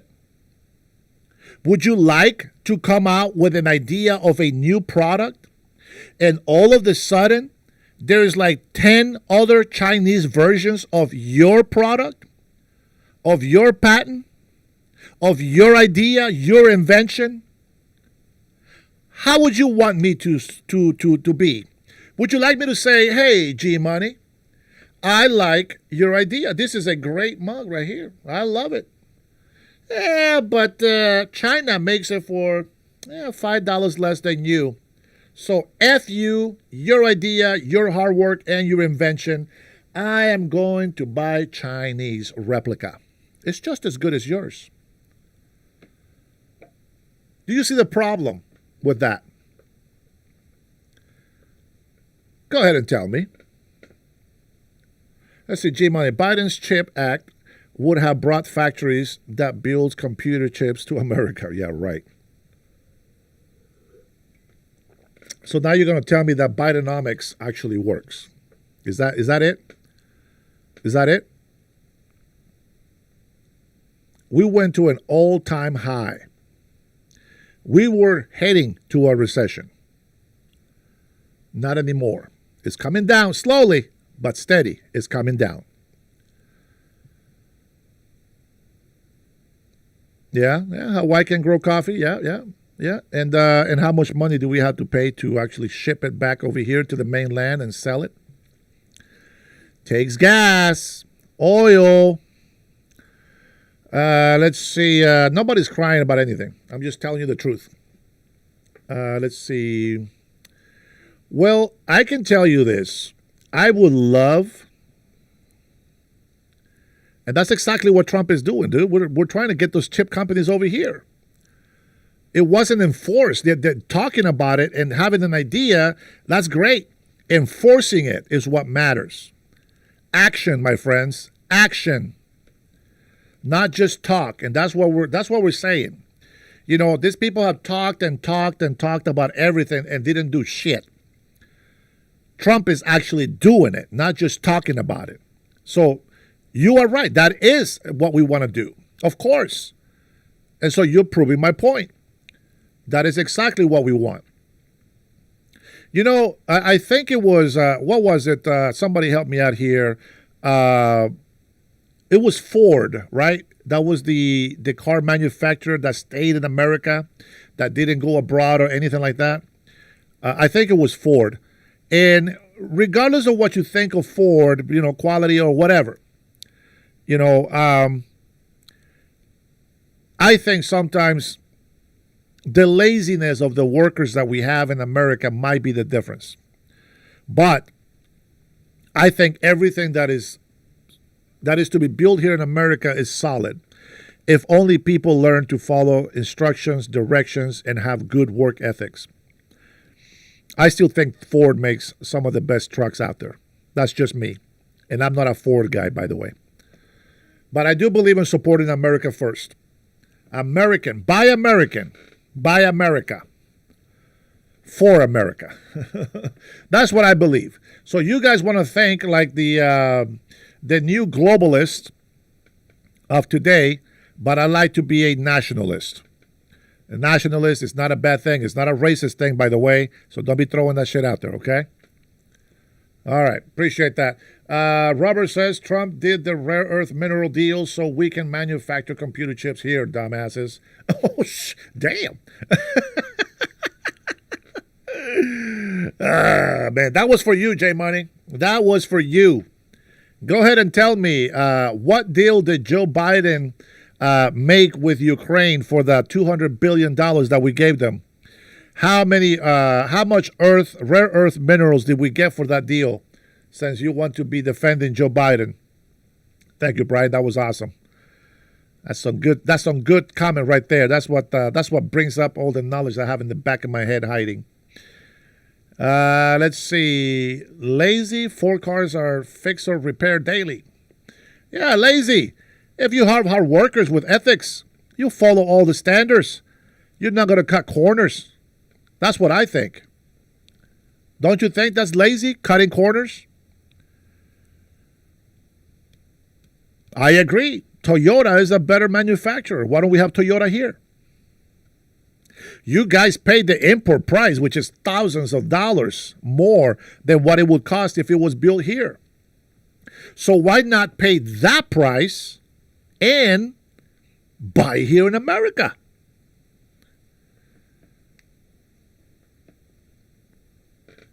Now here, this is for J Money. Here we go. J Money says, you want to be a smartass today. J Money, tell me, what is the benefit of buying an American car today under President Trump? What is the benefit of buying an American car?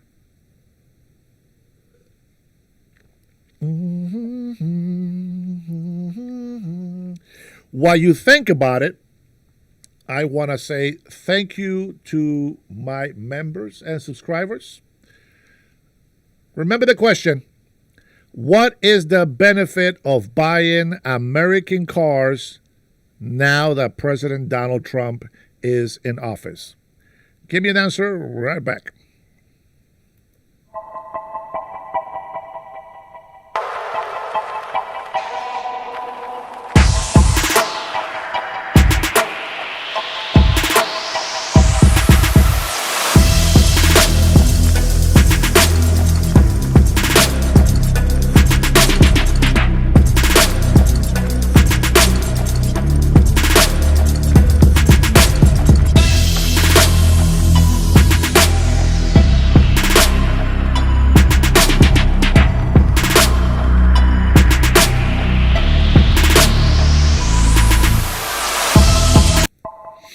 All right, let me go ahead and read some of the comments on here. That says, Chip Wilson.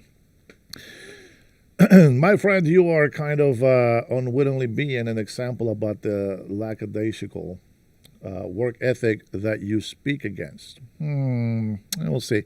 Ford is not a manufacturer that even assembles its cars in the U.S. Tesla does.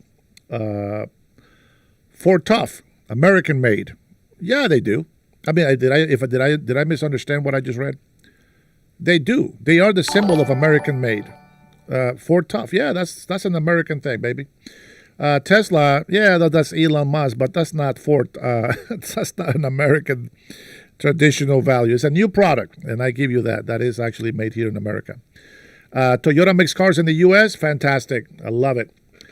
He's talking crap about tariffs, but if it's a crap car, then I'll take. Okay, you go ahead and keep buying crappy ass cars. Let's see.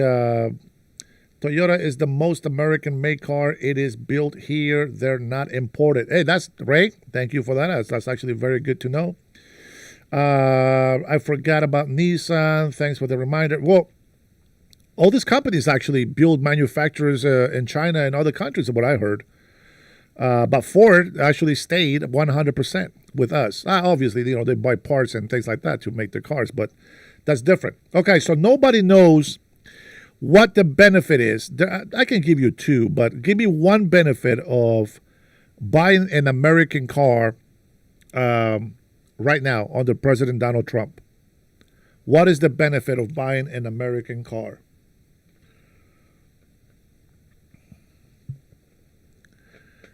That's not what I said. I said Toyota builds one of the best. I didn't say crap cars.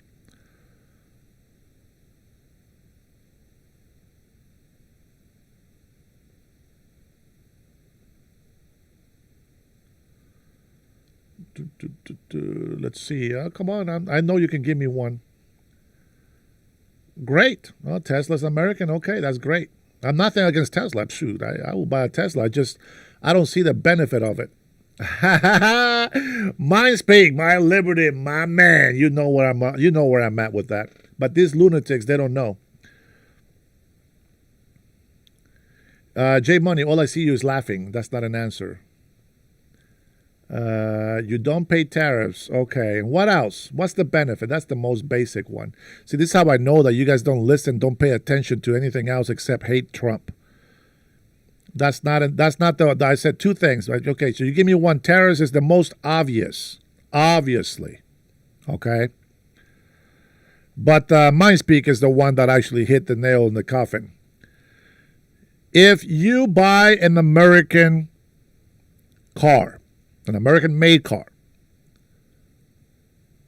if you finance it, you can deduct up to $10,000 of the interest of your payments, which you can put that into your car to own it faster, or you can do whatever you want with that money that you save. That's what I want to hear. I want to hear if you actually give credit where credit is due. I will give you credit if I need to give you credit, like I've shown you already. Now, I never said Toyota makes crappy cars. I said the opposite. And if I missaid it, my bad. I think, Trinity, how are you, sis? Everything all good? You guys are in trouble now. Big sis just came in. Big sis in the house. My love to you. I hope you're feeling okay. Let's see. You get to write off the interest. That's right. Up to $10,000, not everything. Up to $10,000. So depends on the amount of the loan. Keep Americans working helps American economy. I agree 100%. Let's see. American made gets 100,000 miles. Donald, I'm not going to disagree with you on that one, bro. I'm not going to disagree with you on that one.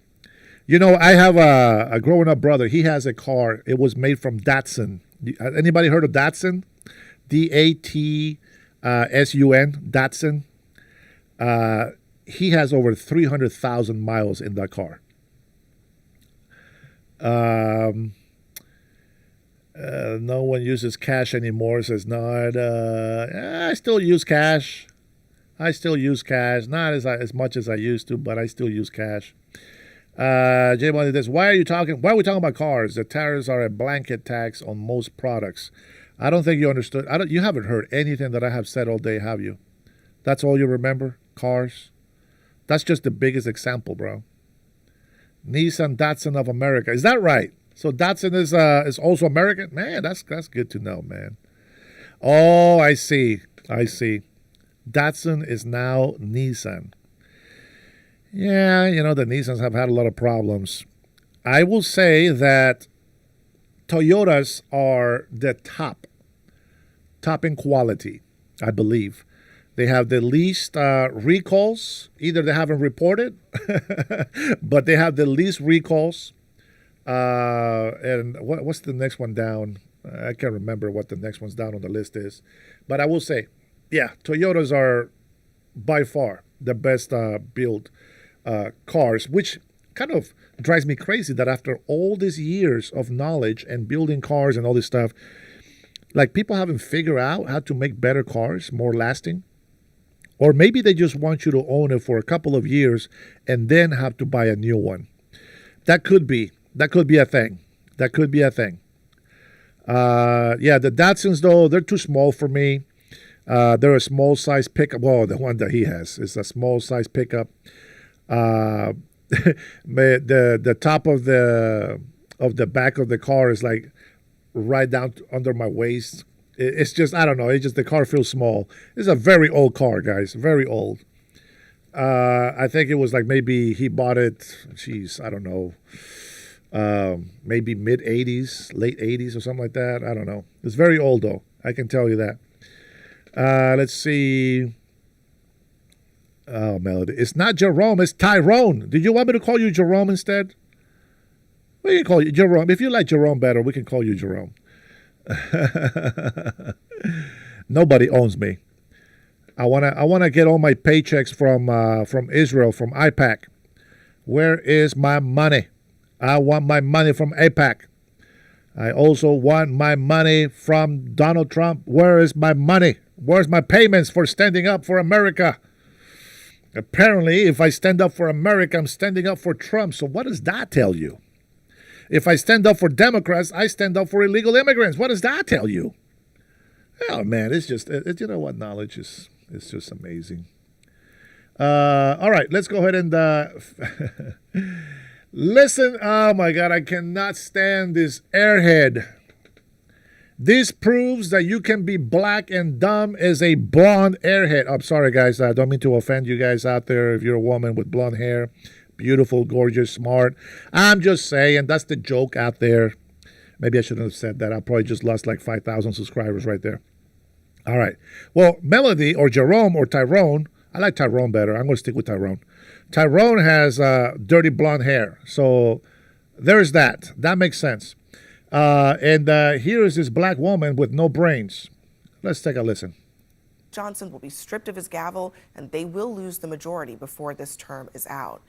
And adding to the tensions, New CNN reporting tonight that the president's health care plan, which was originally expected this week, has been delayed due to backlash from his party. Maybe we'll see it in 2 weeks. Am I right?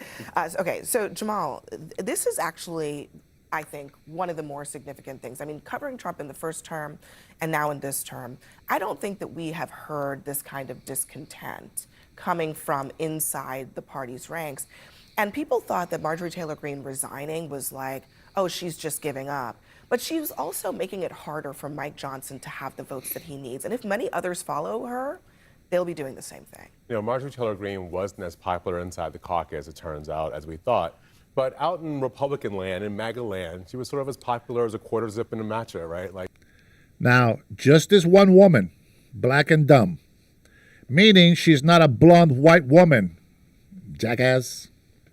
People thought that maybe she was somebody that she was able to raise money. She was the second most popular fundraiser in the Republican Party. That's got to be a difficult thing for you to manage if you're the speaker.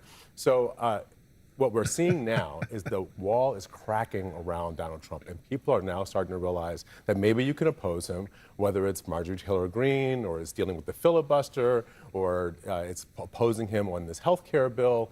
Maybe you can oppose them, you can push back, and if that begins to be the norm, I think we may see Trump 2.0 start faster than we thought it was going to start. I will tell you, I wish she had stayed and served out her term, because I think that I think the significance of being a MAGA, Trump-loving Republican, she's voted with Donald Trump over 90% of the time, Here it speaking comes. out against some of the abuses of power and calling a spade a spade.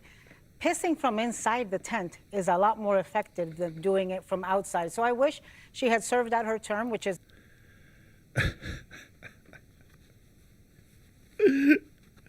This woman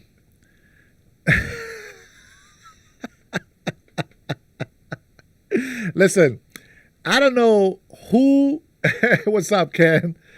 I don't know who made the saying, okay? Pissing inside the tent is more effective than doing it from the outside. I don't get it. I don't get it. I don't get it. Why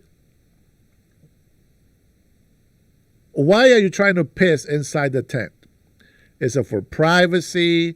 Is it because you want to ruin the tent inside and everything? You want to just piss all over the place?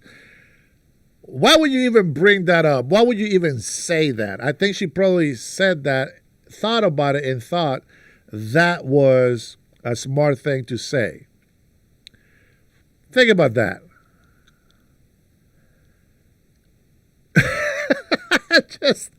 She should just go listen to her little dog Cha-Cha.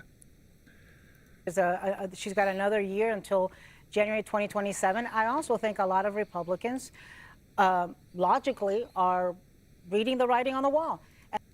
Wait, what? The J Money says, Dennis, you're kind of racist, brother. J Money, you're freaking racist. How come you didn't say shit about the blonde white woman? How come you only brought that up after I said the black woman? How come you didn't defend the white woman as well? You're the racist, you hypocrite. And they saw the consequences, the effects. They saw the results of the elections a few weeks ago. And the idea of going from being in the majority to being in the minority, frankly, is painful because it's very different. And they're not being treated well. That's part of the problem. Here's one GOP source saying the entire White House team has treated all members like garbage. And then they blame Mike Johnson for letting it happen because the Trump team, they don't think Congress matters. And so they have basically ignored them. They've stepped all over them. And now some of these members are speaking up. Starting to realize that maybe... Oh, shit. My bad. You're going to have to listen to that again.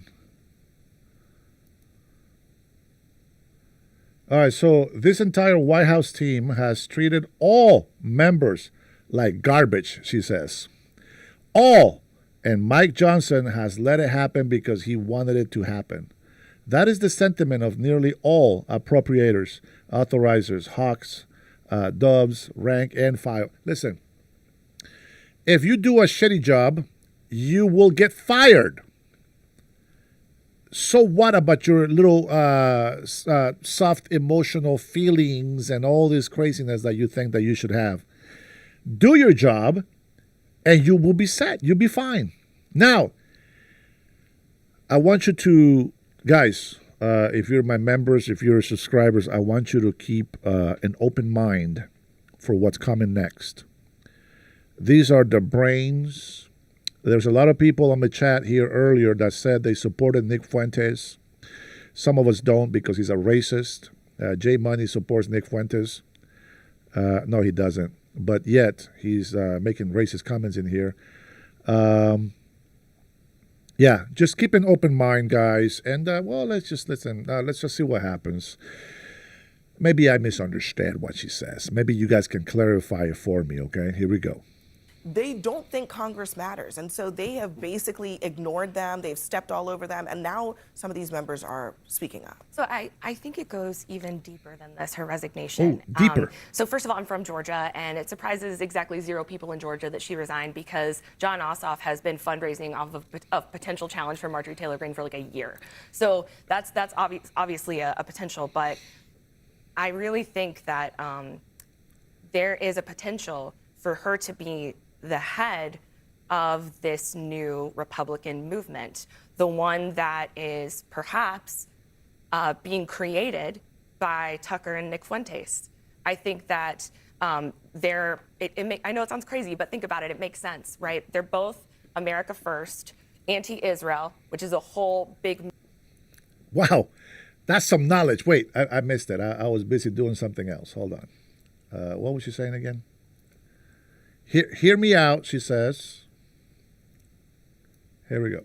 It's obviously a potential, but I really think that Look at her. Listen to her brain. there is a potential for her to be the head Here we go. of this new Republican movement, the one that is perhaps being created by Tucker and Nick Fuentes. I think that I know it sounds crazy, but think about it. It makes sense, right? They're both America First, anti-Israel, which is a whole big movement there. And she's made lots of anti-Semitic comments in the past. They're both. She wouldn't walk away from them when she was on She won't. CNN. She's like, I told you Jews control the weather. They're both great replacement theory. They both don't like LGBT people, and they're both Christian nationalists. And as the Republican Party breaks apart, as we're seeing right now, and there's another faction, and with Donald Trump being a lame duck in the office, I truly think that she's saying, you know what, there's an opportunity for me here, because I've been saying these things that people are just now catching on to for a long time. Are you saying you think she's going to run in a Republican primary for Senate in Georgia?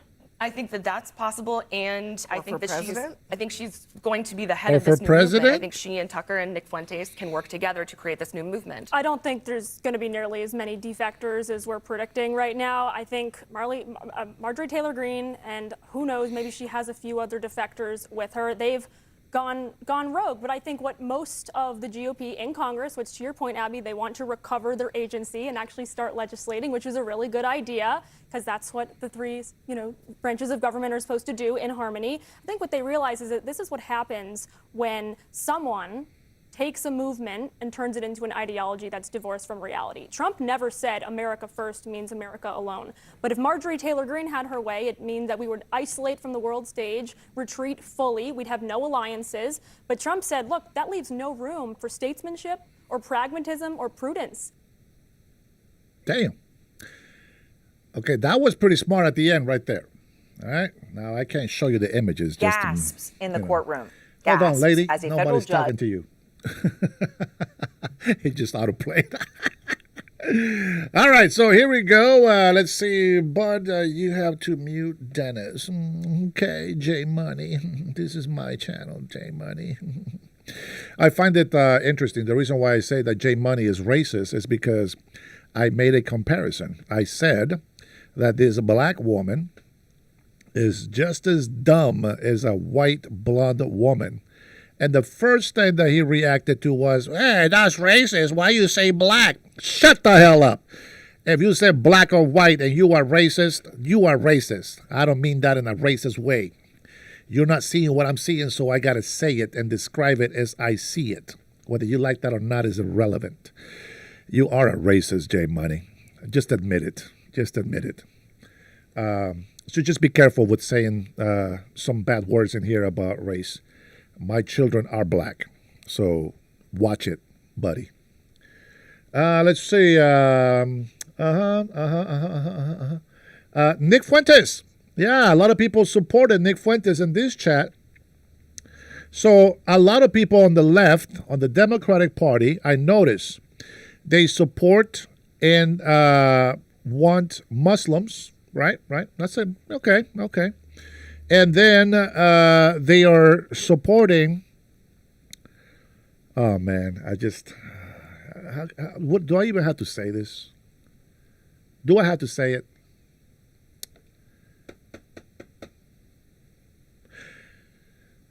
No, I'm not going to say it. You guys probably know where I'm going with this. But here's the thing. People want to come in here and say that President Donald Trump is a racist, a pedophile, and yet they support those people as long as they are hating President Trump.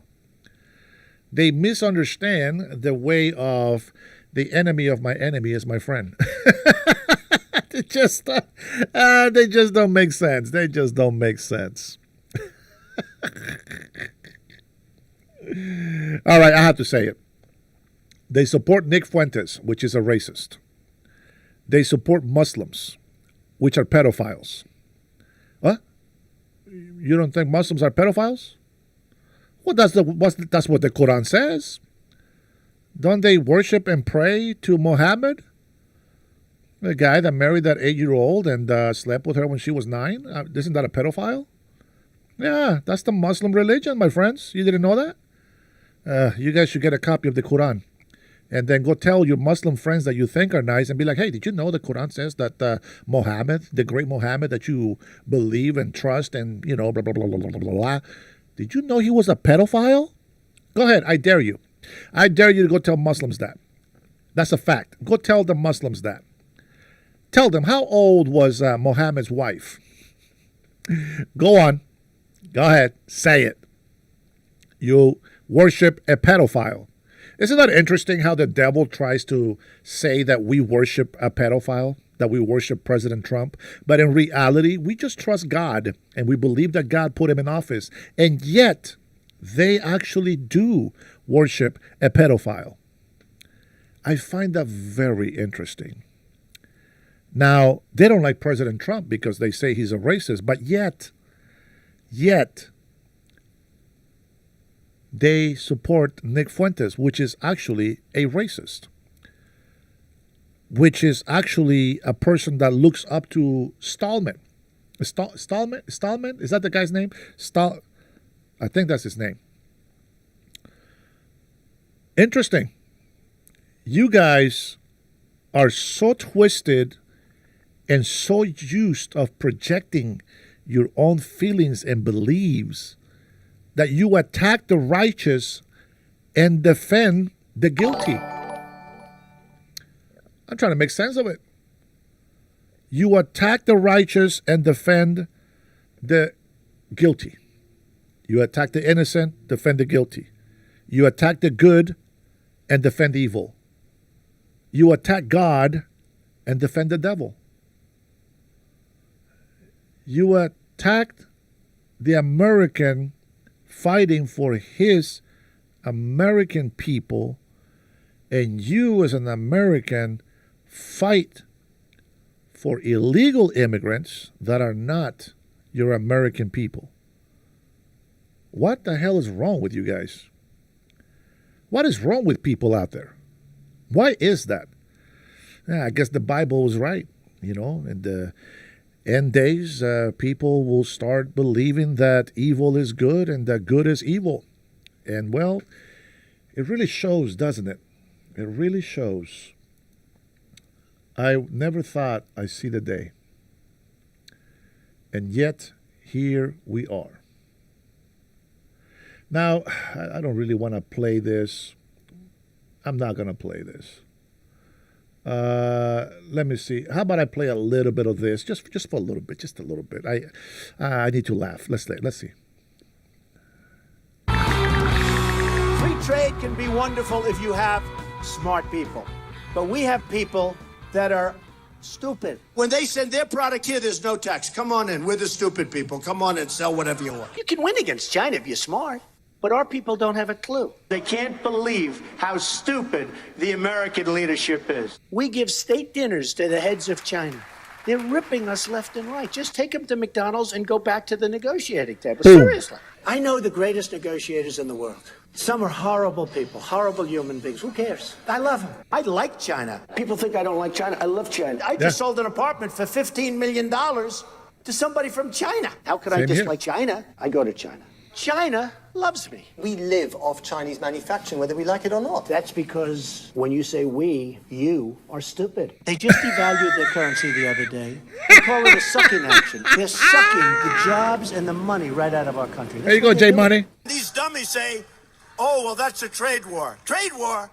We're losing $500 billion in trade with China. Who the hell cares if there's a trade war? I would certainly start taxing goods that come in from China. Sorry, you lost, but I do want to understand that. Oh, it's not that complicated, actually.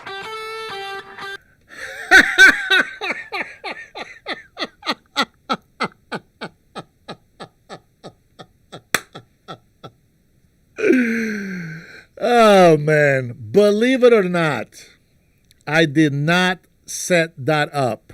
Just so you know, this little clip has been coming up every time I open my browser to YouTube. I don't know why. But Jay Money, There you go, Mr. Tariff Hater.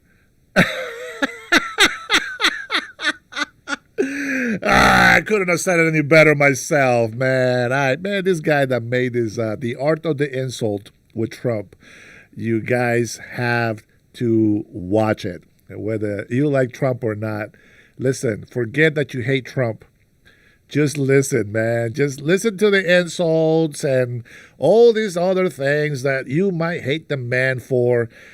But remember this, President Donald Trump was the president that was roasted. If you guys know what a roast is, if you haven't, look up roasting of Trump, the roasting of Trump.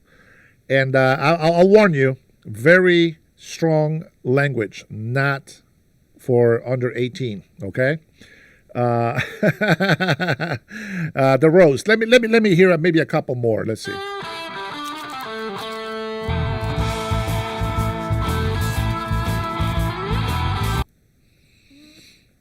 I'm trying to get the sound off before they. Conservatism, and it must be clearly diagnosed, excised, and discarded. I see Rick Perry the other day, and he's so, he's doing very poorly in the polls. He put glasses on so people will think he's smart. Donald Trump does not have the character, nor does he have the temperament. It just doesn't work.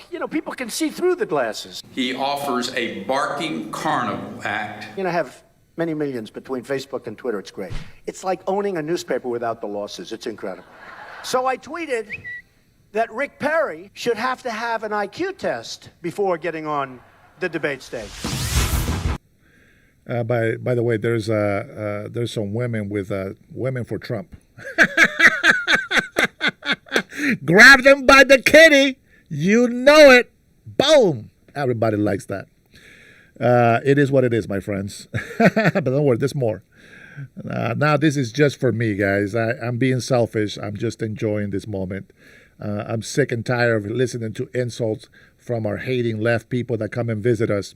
By the way, only blocked comments that are racist, okay? Everything else goes.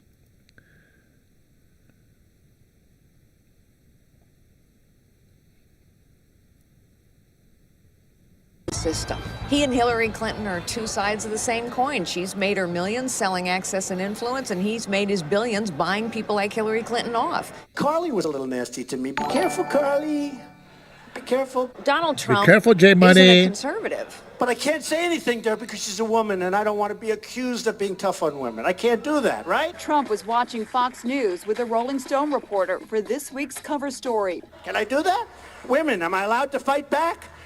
Huh? Am I allowed? Yes, it says. Look at that face. Why would anyone vote for that? Can you imagine that's the face of our next president? I mean, she's a woman. I'm not supposed to say bad things, but really, folks, come on. Are we serious? Ladies, look at this face. And she lost. Probably I did say something like that about Carla. I'm talking about persona. I'm not talking about look. Although when I get criticized for my hair, which isn't that bad, nobody does a story about, oh, isn't that terrible? They criticized Donald Trump's hair. And by the way, look, it really is mine, right?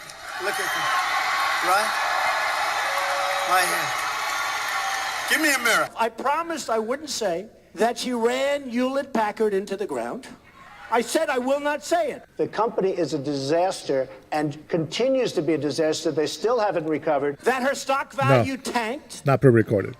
That she laid off tens of thousands of people. In fact, today on the front page of the Wall Street Journal, they fired another 25 or 30,000 people saying we still haven't recovered from the catastrophe. And she got viciously fired. I said I will not say that. Carly was at Lucent before that.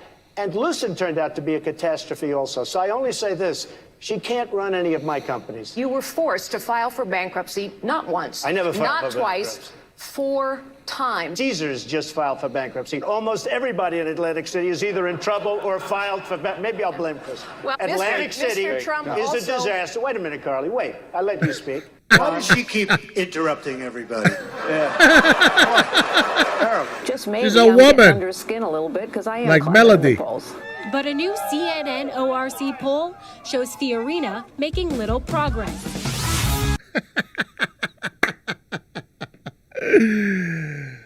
J Money, I'm going to give you some advice. Don't try Trinity, bro. She's way too smart and wise for you to mess with. You just don't have the brains to go against Trinity. She's smarter and wiser than I am, and you can't even handle me. So I'll just give yourself a break. Knock it off. With that being said, this is not a pre-recorded show, but I do love me some good jokes, and sometimes I like to have fun with my patrons. By the way, guys, thank you so much for subscribing. I do have to take a small break because I am human. And, my bladder is about to explode, so excuse me while I have a minute. In the meantime, I want to say thank you guys for subscribing, for liking, sharing, and for putting up with the nasty-ass comments on this chat. But we'll be right back so we can hear some more insults.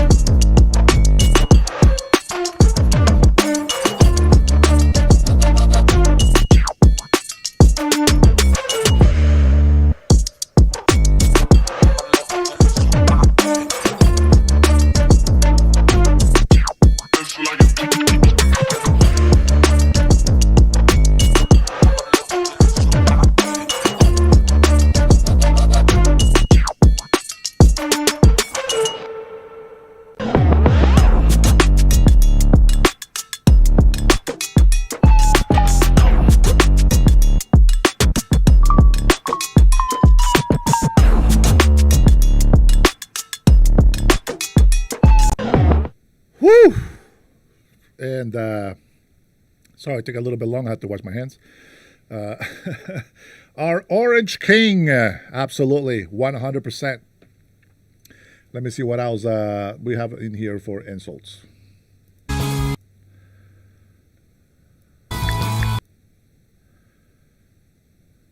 Drain the swamp. In the audience, and the reason they're not loving me, excuse me, the reason they're not loving me is I don't want their money, I don't need their money, and I'm the only one up here that can say that. Jeb Bush had $168 million put in the bank by lots of different people that would have controlled him, ding, ding, ding, like a puppet. Standard operating procedure to disparage me. That's fine. I don't really spend care. a little more money on the commercials. And they'll say, they gave you $1 million to your campaign, and this one gave you $5 million, and this one, you have to do it. You know what he's going to say? Okay, I'll do it. You have lobbyists that have a sign. It says Hillary. It's emblazoned, right? Tattooed. It's tattooed right on their forehead. It says Hillary. Basically what they're saying is I control Clinton. Politicians are all talk and no action. It's true. All talk, it's all yet. Politicians are really dishonest. Yeah. You know what I realize is that I like Trump because he is a lot like me. I mean, no wonder why the leftists don't like me. And I am exactly like my president. Trump has fallen to second place behind Ben Carson. We informed Ben, but he was sleeping. Frankly, he makes Bush look like the Energizer Bunny. Ben Carson is super low energy, right? It's super. He's super low. He wrote a book. He said he's got pathological disease. Okay. That's a problem to me. If you're pathological, there's no cure for that, folks. As an example, child molester. You don't cure a child molester. There's no cure for it. Pathological, there's no cure for that. The word pathological, that does not denote incurable. It's not the same. He said he hit or tried to hit his mother over the head with a hammer. Oh, boy. I didn't. Me? Mary McLeod? No way. If you try and hit your mother over the head with a hammer, your poll numbers go up. Read the definition in the dictionary of pathological disease. It simply is an adjective that describes something that is highly abnormal. When he said he hit a friend of his in the face with a padlock, I say, whoa, Oh, boy. that's pretty bad. He took a knife and he went after a friend and he lunged that knife into the stomach of his friends, but lo and behold, it hit the belt. And don't forget, this is in his book. I'm not bringing up anything that's not in his book. I have a belt. Somebody hits me with a belt, it's going in because the belt moves this way. It moves this way. It moves that way. How stupid are the people of Iowa? How stupid are the people of the country to believe this crap? When you talk about Mexicans being rapists and murderers, when you talk to women, if he had spoken to your wife the way he's spoken to some of these women, would you take that, sir? When you're very nice, you're very respectful, you talk about the real issues, where does it get you? It gets you where it got me. Nowhere, okay? So is that what this is about? Oh, is that right?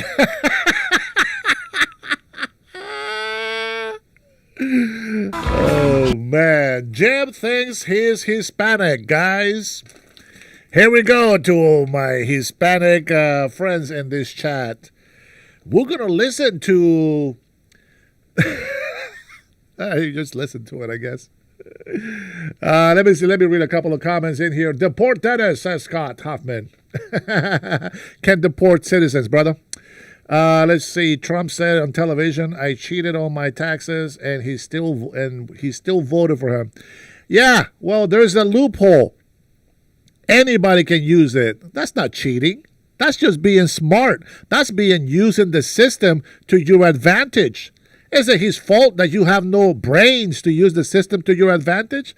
If I don't know about it and he does, I'm not going to hate him for taking advantage of it. It's there for everybody. It's there for everybody. And the wonderful, I know that everybody that is here are true MAGA supporters, true patriots. And I appreciate you for being here with me. We talked a lot about Marjorie Taylor Greene, and somebody brought tariffs into the conversation, and somehow I said there was a black dumb woman out there, and that makes me racist, but they said nothing when I said there was a dumb white woman as well with blonde hair. J Money still trying to drink that Kool-Aid.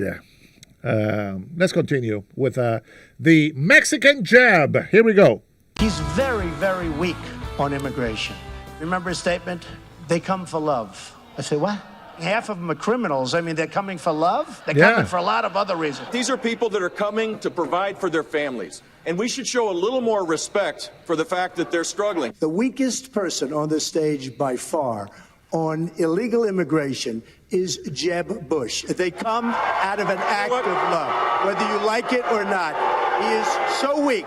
Love you, man. Mr. Trump said, quote, "If my wife were from Mexico, I think I would have a soft spot for people from Mexico." Mi esposa Columba nació en México. Mi familia tiene fuertes lazos con México. When you were governor, you supported driver's licenses for illegal immigrants, and you supported in-state tuition prices for those children of illegal immigrants that weren't citizens. Gracias a las personas que vienen de todas partes del mundo, contribuyendo a nuestra economía y comunidad. The one that pays tariffs are the businesses that like to import from foreign countries. That's who pays the tariffs. And in turn, they pass down the high cost to the customer. But it is the businesses that pay those tariffs, which, by the way, they charge the consumers a higher price for the product, and yet they are able to deduct that cost of doing business in their taxes. But nobody wants to talk about that. What is it with this question? Come on. Tell me you know about that loophole. Todos somos americanos. Did Mr. Trump go too far in invoking your wife? He did. Todos somos americanos. This ain't Mexico. This is North America. Speak English, mofo. He did. Why don't you apologize for her? No, I won't right do that now? because I said nothing wrong, but I do hear she's a lovely woman. You could say, I'm sorry as I could be that we did what we did to you. You know, I haven't been big on apologizing. You do know that, right? They complain Trump never apologizes. I'm going to look into that. Okay, let's go. One more. Come on.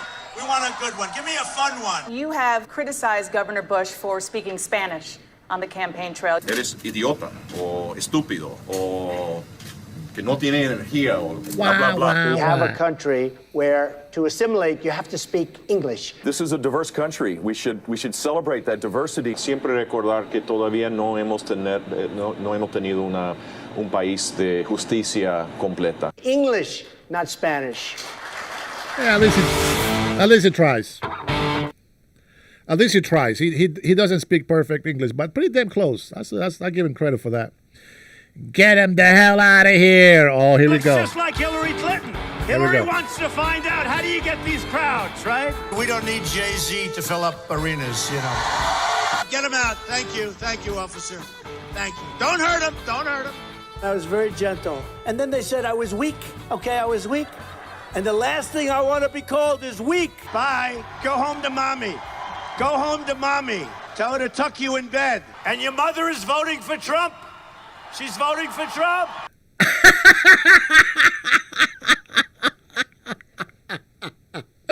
J Money, go home to mommy and tell her to tuck you in. Go home to mommy. Ah, man, if you are new to my channel, that's exactly where I got that from. When I say go home to mommy, that's what that comes from right here. Ah, man, you know what? Honestly, yeah, that was golden comedy. He has toned it down a little bit, but I still think that he should always speak the truth. And he should be able to call people names. This is why he doesn't care to be insulted with names. Now, it can get annoying if you're trying to actually concentrate on something. But he's right, 100%. I mentioned food stamps, and that guy who's seriously overweight went crazy. J Money, you overweight? You went crazy with the food stamp comments? Hey, go see if you have your new SNAP benefits kicked in. And stop over here hating on my chat, bro. They said that wasn't politically correct. Who cares? Who cares? We all have a weight problem. Yeah, get him out. Yeah, we all have a weight problem. Get him the hell out of here. Why didn't you do it a little earlier, you dope? I think he's got some problems. Got some little problems here. All right, get him out. Go home and get a job. Get a job. You see somebody getting ready to throw a tomato, knock the crap out of him, would you? I will pay for the legal fees, I promise. Thank you, Mr. Trump. Trump. Out like big high fives, smiling, laughing, like to punch him in the face. I love the old days. You know what they used to do to guys like that when they were in a place like this? They'd be carried out on a stretcher, folks. Would have been boom, boom, boom. I'll beat that. You have the nicest protesters in Maine. I just said, get out. And he said, yes, sir. And he left. Quiet, quiet, quiet.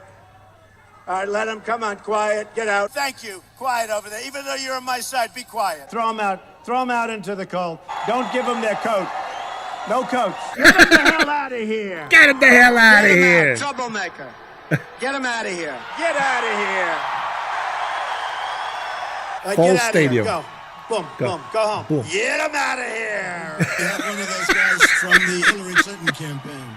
How much are you being paid? $1,500? Take him out. Come on, get him out, police, please. We'll get more and more angry as we go along. Is that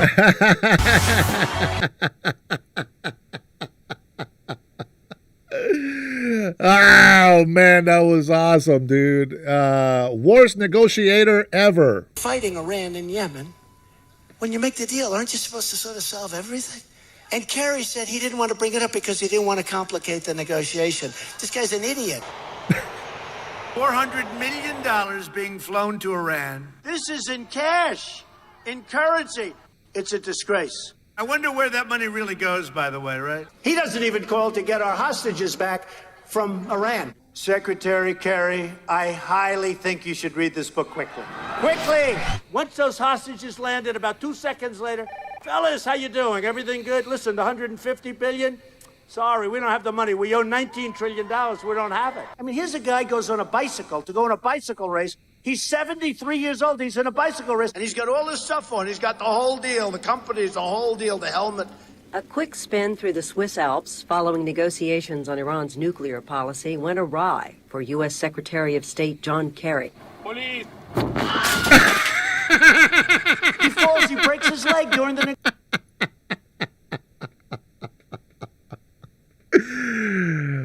You have to go watch this video, guys. I wish I can show you, but I can't show you the image. It just... He didn't put the brakes on and just slammed into the back of his car. Oh, my goodness. Negotiation. He was flown by medical helicopter to Geneva's main hospital. This is our chief negotiator. He's walking in. They're looking at him like, what a schmuck. I swear to you, I will never be in a bicycle race as long as I'm president. Let's just stick to golfing. Yeah, bike racing is way too hardcore for old people. Christie loves Obama. It was unbelievable. He was like a little boy. Oh, I'm with the president. Remember, he flew in the helicopter and he was all excited. I said, I would have put you in my helicopter. It's much nicer. And I watched these two guys, and they're hugging, and they're kissing, and they're holding each other. I actually called. I said, let me ask you, is he going to vote for Obama? I thought he was going to vote for Obama. I don't know. I think it possibly did. Donald's a great guy and a good person, but I just don't think he's suited to be president of the United States. Why? And now I guess he feels a little bit emboldened. He must be careful with what he says. I don't think his temperament is suited for that, and I don't think his experience is. Chris, tonight we're closing up the George Washington Bridge because the mayor of a certain area is against you. Oh, okay. People couldn't get across for 6-7 hours. Ambulances, fire trucks. He knew about it. He knew about it. He totally knew about it. 9 downgrades of the state. 9 downgrades. It's a disaster. I have property over there. The taxes, I'll use an expression, coming out of my ears, okay? Nabisco leaving Chicago with their big plant. They're moving to Mexico. I'm not eating Oreos anymore. You know that. But neither is Chris. You're not eating Oreos anymore. Yep. And that's why I'm proud to introduce to you the next president of the United States, Donald Trump. Get in the plane and go home. You got it.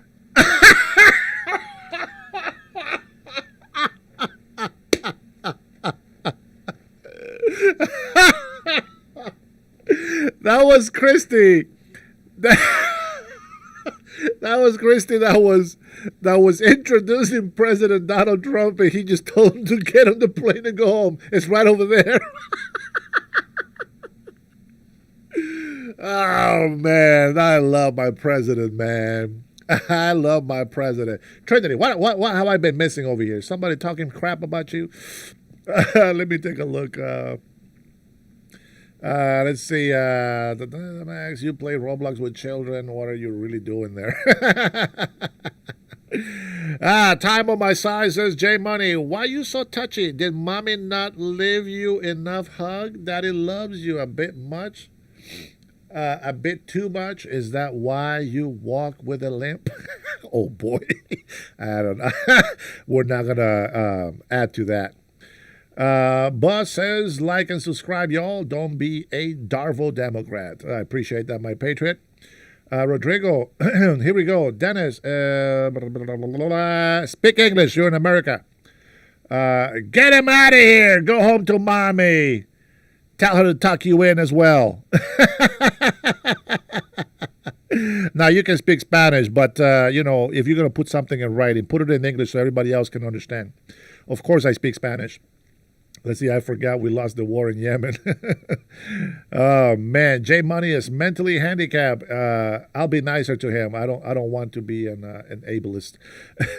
Time is on my side. Yes, he is. He's part of the Latinos for Trump. You got that right, Mr. Montana. How did we lose in Yemen, the poorest nation in the world? When you have incompetence leading, that's what happens. And that's why every tough leader in the world respects Trump. Do they love him? No. But do they respect him? You bet your sweet ass. Let's see. What else we got in here? Trinity, I know you don't need it, but I'm the protective type. I'll smush him emotionally. That user, he shut the casino down and fired everyone, not just the black people. Get it right, guys. Get your facts straight. Bro want to turn Central and South America into the Middle East, and he couldn't beat Yemen, this guy. You guys don't know what a victory is if it hits you in the face. I feel like I'm watching a fever dream. I am glad that this punishes my leftist tards that come in here. Intrusive, the Yemen deal involved Hillary and the State Department, probably CIA stated call a resolution over the overthrow. Let's not even bring Benghazi into the deal either. Trump is too nice. Yeah, he is. Let's see what else we got here. What's Trump done so bad? Graham. Graham doesn't know what the hell he's talking about. Excuse him and his retardedness. Nope, just pedo BS because they keep losing the argument. Dennis, J Money be back in about 4 more minutes. He used a phrase. Oh,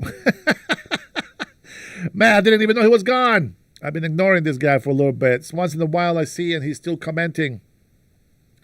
Luis Montalvo, Dennis is like Trump. Amazing. All you liftards in here, you are badass. Let's continue with the art of the insult.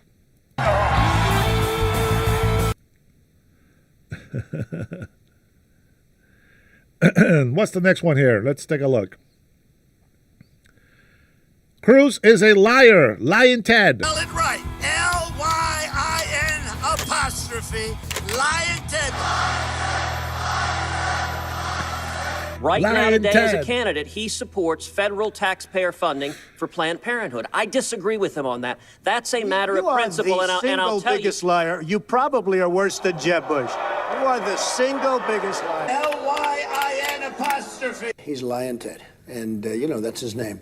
And I think, frankly, that name is stuck. He'll say, Donald Trump wants to absolutely get rid of the Second Amendment. We're going to protect our Second Amendment. This guy... Why do you Adults lie? learn not to interrupt you. Why do you lie? Excuse me. I've given my answer, Lion Ted. I've given my answer. The evangelicals are on my side. They don't like liars. Evangelicals do not like liars. The Bible held high.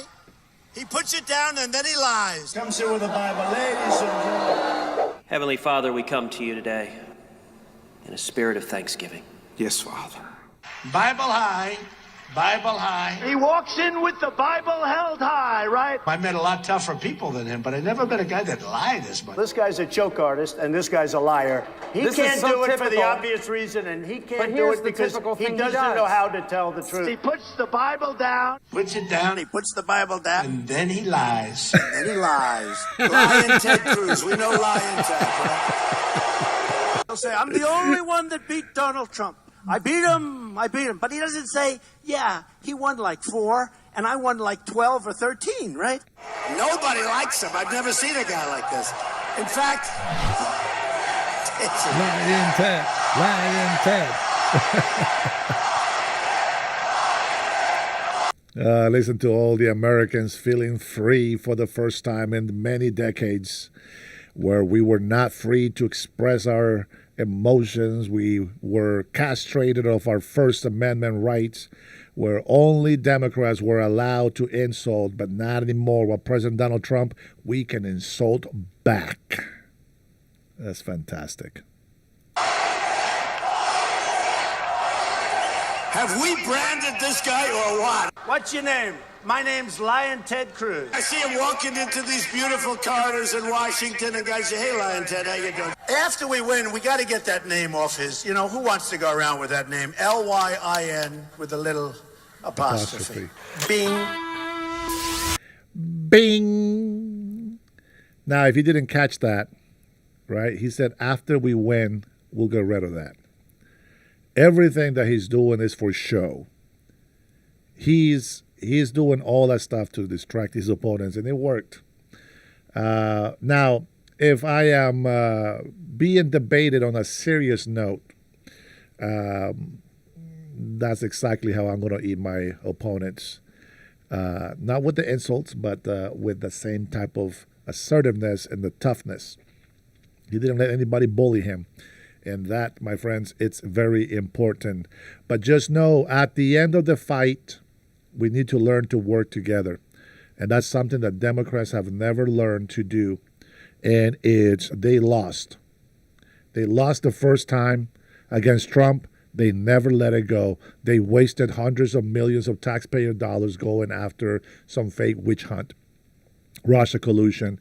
All these politicians are making money of making up lies, trying to get people incited to react against them, and then the legacy media making billions of dollars putting fake news out there, and this is why he goes hardcore on them, and this is why I support him. Isn't that crazy? What's next, Mr. President? Who's going to pay for the wall? Mexico's going to pay for the effing wall. Mexican President Fox says, F that. Who's paying for the wall? Mexico's paying for the wall, whether you like it or not. One way or another, they are paying for it. I've never done that before. That's actually cute. 10 years ago, everybody wanted the wall. The Democrats, the Republicans. You know, Yeah. one of the reasons they couldn't get it? Environmental impact statements. They were Right. toads. And then they Right. say, you can't build a wall. It's too big. Well, 3,000 years ago, the Great Wall of China was built. We'd like to have that wall. That wall, nobody gets through. That I can tell you. I will build a better wall, and I'll build it for cheaper, and Mexico will pay, if that's your next question. Yeah, how do you get Mexico to pay? Because they are ripping us left and right. Maybe someday they're going to call it the Trump Wall. Maybe. So I have to make sure it's beautiful, right? We will build the wall, and Mexico will pay for the wall. So I get a call from one of the reporters yesterday, and they said, the president of Mexico said, I'm not going to pay for that wall. for the F-bomb wall. I said, oh, the poor guy, he's going to get killed tomorrow in the papers. Nobody mentioned it. He should pay for it. He's got the money. Got any message for the former president of Mexico? Yeah, get your money ready because you're going to pay for the wall. Who's going to pay for the wall? Mexico, 100%. We will never pay for that wall. The press calls up. Do you have a comment? I said, yes. Tell him that the wall just got 10 feet taller. Okay, tell him. You ready? Who's going to pay for the wall? Mexico! And Mexico's going to pay for the wall because he knows Mexico needs the U.S. when it comes to trade, just the way the U.S. needs Mexico. I have to say I am not going to pay for that wall. I am not. That wall is getting taller with every interview these ex-Mexican presidents do. Getting taller. Donald, that Mexico will never pay for that wall. The wall just got 10 feet taller. Every single time. Gets 10 feet taller, goes up. Goes up. 10 feet higher. All these other characters say, oh, they won't pay, because they don't know the first thing about how to negotiate. Trust me, Mexico will pay for it. If the Mexicans don't pay for the wall, will you start a trade war with Mexico? Well, you know, I don't mind trade wars. Well, we're losing $58 billion a year. You want to know the truth. Got that right, suckers. And that's how they paid that wall. And we will do more than that. Little Marco is a choke artist. Always a joker. Is that true? One. Melody, that's probably the dumbest statement that I have read on the chat so far. Let me see. Where did the statement go? Okay. You know who is an amazing president? Who has all the qualifications and serves his country, serves his people, and humble? President Zelensky. Trinity, I have been given Tyrone so many chances to speak common sense, but I just think it's like Japanese to these people. You're talking to a man that has cocaine addiction. You're talking to the man that threatened Putin with destroying him. You're talking about the president says, "Come on, bring on that war, bring it, and see what happens." He taunted the lion. and Sleepy Biden over there gave access to Russia and says, make a small insertion, but nothing bigger. The same President Zelensky that came to the White House demanding money without giving respect, without even gaining favor. That same guy, that's the president you want, and you complain about President Donald Trump? Melody, I should put your ass on timeout for the dumb comment. That's all I'm saying. That is all I'm saying. Let's see, what do we got? J Money's back. Let's see, that was actually an okay comment. I think he's probably going to take that back after what I said. Let me see. Let's see. What do we got? Trinity says at Jason, burn a trans flag in a progressive city, then report back to us. Did Mexico ever pay for the wall? Just so you know, they are still paying for the wall. I don't think you guys know how that works. So, okay, I will give you this. Okay, you have to understand that when Trump says something, it's most likely going to always be exaggerating, just so you know. It will always be exaggerating. That's how I talk as well. He's probably a Hispanic. Because when there's like 3 people in the room and we say something, now we say the whole world knows about it. And there's only 3 people in the room. That's how we are. So we exaggerate a lot. So whether you think that Mexico's paying for the wall or not, it doesn't matter. I think that us not losing money in trade to Mexico, it's paying for that wall. And let's not forget that they did send 10,000 Mexican National Guards to protect the border, and it worked. And all we ask for, and the reason why he's making that statement is because all we ask for is for Mexico to do their job on their side of the border. That's all we're asking for. So, he goes up and makes all this other stuff, whatever. It doesn't matter if Mexico pays or doesn't pay. The point is they are not protecting the border. Now, of course, we're just laughing because these are just jokes now, but it does matter in a way of that Mexico needs to secure their side of the border. If not, at least you got to pay some reparations to Americans for all the jobs and the money that illegal immigrants have taken away from the American people. Yeah, it's that simple. Don't get triggered. Just saying the truth. It's a joker. Always a joker. I watched a meltdown like I've never, ever seen. And it was Chris grilling Marco Rubio. And let's dispel once and for all with this fiction that Barack Obama doesn't know what he's doing. He knows exactly what he's doing. This guy was sweating so badly. Oh, he was sweating. Honestly, it was disgusting. But I would add this. Let's dispel with this fiction that Barack Obama doesn't know what he's doing. He knows exactly what he's doing. And then it went a 3rd time, a 4th time, and a 5th time. And I was ready to grab him because I thought he was going down. This notion that Barack Obama doesn't know what he's doing is just not true. There it is. He knows exactly there it is, what he's the doing. memorized 25-second speech. And that was one of the epic meltdowns. He didn't know where he was. I thought he was gonna die. Good going, Chris. Anyone who believes that Barack Obama isn't doing what he's doing on purpose doesn't understand what we're dealing with here. He's a joke artist. He chokes. And I was standing right next to him. I look over, I say, "Are you okay?" I mean, it looked like he just came out of a swimming pool. He was soaking wet. Marco is not a negotiator. I watched him melt down, and I'll tell you, it was one of the saddest things I've ever seen. When you're a joker, you're always a joker. We can't have that. We can't take any chances in this country. You had to see him backstage. He was putting on makeup with a trowel. He says that I'm sweating all the time. It's hot in here. Am I sweating now? I will not say that he was trying to cover up his ears. I will not say that. And he's over here, and I see him starting to sweat.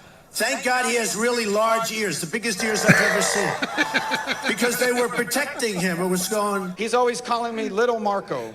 And I'll admit, the guy, he's taller than me. He's like 6'2", which is why I don't understand why his hands are the size of someone who's 5'2". Have you seen his hands? He hit my hands. Nobody has ever hit my hands. I've never heard of this one. Look at those hands. Are they small hands? And you know what they say about men with small hands? He referred to my hands. If they're small, something else must be small. I guarantee you there's no problem. Now look, he's got a sign. Show him your hands, Mr. Trump. My hands. Look at these hands. These hands hit a golf ball 285 yards. Look at these hands. Hiring people to work on your projects illegally. You hired some workers from Poland. I'm the only one on the stage that's hired people. You haven't hired anybody. All you have to do is look at his credit card. I mean, he is a disaster with his credit cards. Here's a guy that buys a house for $179,000. He sells it to a lobbyist who's probably here for $380,000, and then legislation is passed.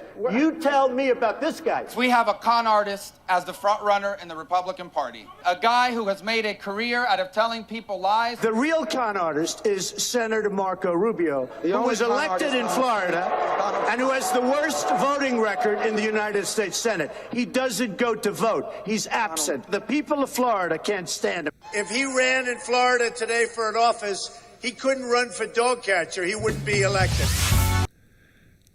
I want to make a comment on that. And I know I'm having fun listening to these jokes, and I want you to understand something. All of these people that he's making fun of, okay? Even Jeb, low energy Jeb, blah, blah, blah, Christie, and all this other stuff. I'm going to tell you, at the end of the political debate, they shook hands and they left respecting him, whether they like it or not. They don't love him. They probably hate him, but they had to respect him because he beat them, all of them, beat them all. And one of the great things that I like about listening to this art of the insult from President Trump is the little Marco Rubio. I agree. He had a lot to learn. He had to be roasted. He had to be grilled. He has to be humiliated. And I'm going to tell you what happens sometimes. If President Donald Trump felt that Marco Rubio was really that weakling and a choker, etc., he would have never appointed him to his administration. President Donald Trump has talent, and he knows how to hire talent. He saw how Marco Rubio went and fought against him with no experience. Marco Rubio's never been a shark. I can almost tell you, I felt like Marco Rubio was going to cry from the insults that he was throwing at him. And I'm going to let you know one thing. Marco Rubio, since that debate, has grown so much. He has been grilled, destroyed by President Donald Trump. It has been rebuilt into a new person. And that's what I see in Marco Rubio. I laugh at him and I can make fun of him for that and this and that. But the fact is, he has been put through the fire and he has become better iron because of that. I hope that makes sense. I do have an accent. But I hope that Marco Rubio stays and hopefully runs for president eventually. But I would love to see him as vice president after J.D. Vance. I think it will be a great thing for the United States of America. And I really mean that. So for those of you who can take a joke or can take hard criticism, I think if you're meaning to constructive, I get it. But if you're just putting dumb stuff in there because you guys are retarded, that's on you. That's on you. You can choose to not, use your brains when you make comments on my chat.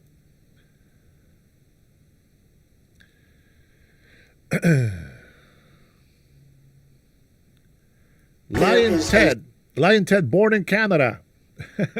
Okay? Because he was not born on the land, he cannot run for office. There have been questions raised about the issue of, are you eligible to run for president? You were born in Canada. He became a United States Senator, and then he said, I didn't know I was a citizen of Canada. Lion Ted, Lion Ted. My mom is a U.S. citizen by birth. She was born in Wilmington, Delaware. Sir, I'll answer your question, but I'm not going to debate you. You should go out, get a declaratory judgment, let the courts decide. Sir, okay, next question. I want to congratulate Ted on Maine. He should do well in Maine because it's very close to Canada, let's face it. I mean, here's the problem. We're running. He does great. I win. I choose him as my vice presidential candidate, and the Democrats sue because we can't take him along for the ride. I don't like that. What passport? Donald Trump is saying that you had a Canadian passport. False. Never had a Canadian passport in your entire life. Teddy, And you're sure you asked your Ted mother, you Cruz. asked your dad, you never had one. Yes, I'm sure. Why are you raising this issue now? Because now he's doing a little bit better. No, I didn't care before. It's true. Now he's doing better. He's got probably a 4 or 5% chance. That's right. You go after them. You got to take the competition out. And that's exactly what he has taught them during his administration. Jeb is a loser. Well, I don't think that Donald Trump can beat Hillary Clinton, but I can. I say, well, why aren't you beating me? He supports Democrats. This is not a guy who is a conservative. I'm a conservative person. Bush says, I do not believe he's a true conservative. These people are stupid. The problem with Mr. Trump's language is it's divisive, it's ugly, it's mean-spirited. Bush said, my tone's not nice. I don't like Donald Trump's tone. You know, he's a low-energy guy, so he doesn't like my tone. I said, tone, we need tone. We need enthusiasm. We need tone. You know, Jeb Bush said, Donald Trump is a gifted politician. I mean, he's gifted, but he's not. And what do you make of the fact that he keeps going up in the polls? I don't think it's going to continue. My wife said, I thought he was your enemy. Why is he saying that? I said, because he's stupid. What can I tell you? I'm not saying anybody's gifted. I say they're all stiffs. You know, it's easy. I know how to do this. It is not about trash talk. 2 days ago, he said he would take his pants off and moon everybody, and that's fine. Boy. Nobody reports that. He gets up and says that, and then he tells me, oh, my language was a little bit rough. Presidential's easy. You know what presidential is? I walk on. Here's what. Quiet, Piggy.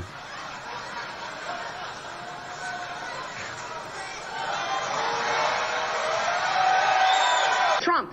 Work, just one word. Loser. Okay. Oh, my God. Oh, my God. He said that very simply because he has failed in this campaign. Listen, let me tell you why I'm laughing. Because right before he said loser, have you ever seen those movies? And there is a scene where you have that little nerdy guy that is kind of awkward, and he's always been a goody tissue guy, and he's just not a bad boy, right? He says, what comes to mind when you hear Donald Trump, loser? And then he's like, whoa, this is Jeb's face. Yeah, I'm a bad boy now. That was his face. Low energy Jeb. Oh, poor guy. But he did shook President Donald Trump's hand when he lost that debate as well. So why do people always ask me if I serve? I understand that you guys see that there is definitely some talent in here that could have been used in war, etc. But no, I haven't served. No, I am not that great on that side.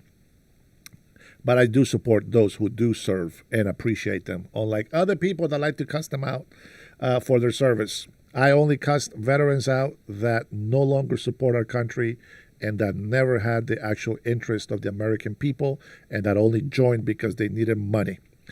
That's it. Maybe something else. It's been a total disaster. Nobody cares. Now, there's only a microphone. I thought somebody threw something at me. I was saying, is that Jeb? Well, I would say Jeb Bush is a frequent target because when this whole thing started, I thought he was going to be the primary competition, but he's drifted very much to the middle of the pack and he's rapidly disappearing. So we're going to have to start looking at somebody else.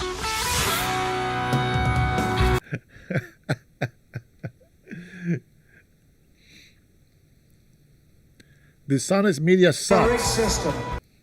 Time, Dennis is a vet. I will say there are many ways to serve yours. It's your voice. Thank you, sir. I appreciate it. You are amazing. And thank you for your service again, my brother. I'm glad that you're on my side. Okay, my dear. I'm still a little cross-eyed. All right, I didn't want to disclose this, but I think Trinity might be high on this chat since she went to a procedure, a little minor surgery there. Maybe they gave her a little bit too many drugs. So, guys, if she goes off on you, Blame it on the drugs. Blame it on the drugs. The legal drugs. Administered by a professional, of course. Let's not get too twisted on that. Okay, retract that last joke. It was not funny. And a big part of the rigging are these dishonest people in the media. Without the media, Hillary Clinton couldn't be elected dog catcher. The political press is among the most dishonest people that I've ever met. They don't want to give it straight because the press are liars. They're terrible people. Of course, you're excluded, Carl. But I think the political press, you're in the middle. Whoa. Whoa. The most dishonest people in the world. Look at them. Look at them all back there. Most dishonest people. Scavengers. People taking like pictures of that. That's wrong. They were wrong. It's the New York Times. They're always wrong. The New York Times, which is, forget it. I call it the failing New York Times. People across the border rapists and murder. No. We're talking about illegal immigration. You're with Telemundo, and Telemundo should be ashamed. And I'll tell you something, what's really going to be fun? I'm right now suing Univision for $500 million. All these maniacs back there, the press, they are the worst. Like this sleazy guy right over here from ABC. He's a sleaze, in my book. You're a sleaze because you know the facts, and you know the facts well. The most dishonest human beings. These people right here. Look at all the cameras. No, they're the worst.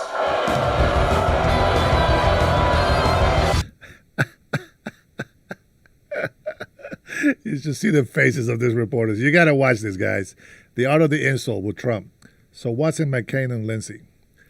Weird. Why you like this guy? He's a race-baiting, xenophobic, Lindsey religious Graham. bigot. Has anyone ever heard of Lindsey Graham? He's constantly on television. Lindsey Graham, a total dope. I'm at 38, I think, in South Carolina. He's at 3. He's a senator. And you know how you make America great again? Tell Donald Trump to go to hell. And I said, wait a minute. That's the guy that I defeated so badly that he went home and he started to cry, okay? He started to cry. Don't be the world's biggest jackass. I watched this idiot Lindsey Graham on television today, and he calls me a jackass. He's a jackass. He's a jackass. And he calls me a jackass. I'm supposed to be nice. I'm trying to be nice. You know, I'm working hard to be nice. In the private sector, he couldn't get a job, believe me. You know what I'm saying to myself, what's this guy, a beggar? He's like begging me to help him with Fox and Friends. He said, could you mention my name? I said, yes, I'll mention. And he gave me his number, and I found the card. I wrote the number down. I don't know if it's the right number. Let's try it. 202-228-0292. I don't know. Maybe it's, it's 3-4 years ago, so maybe it's an old number.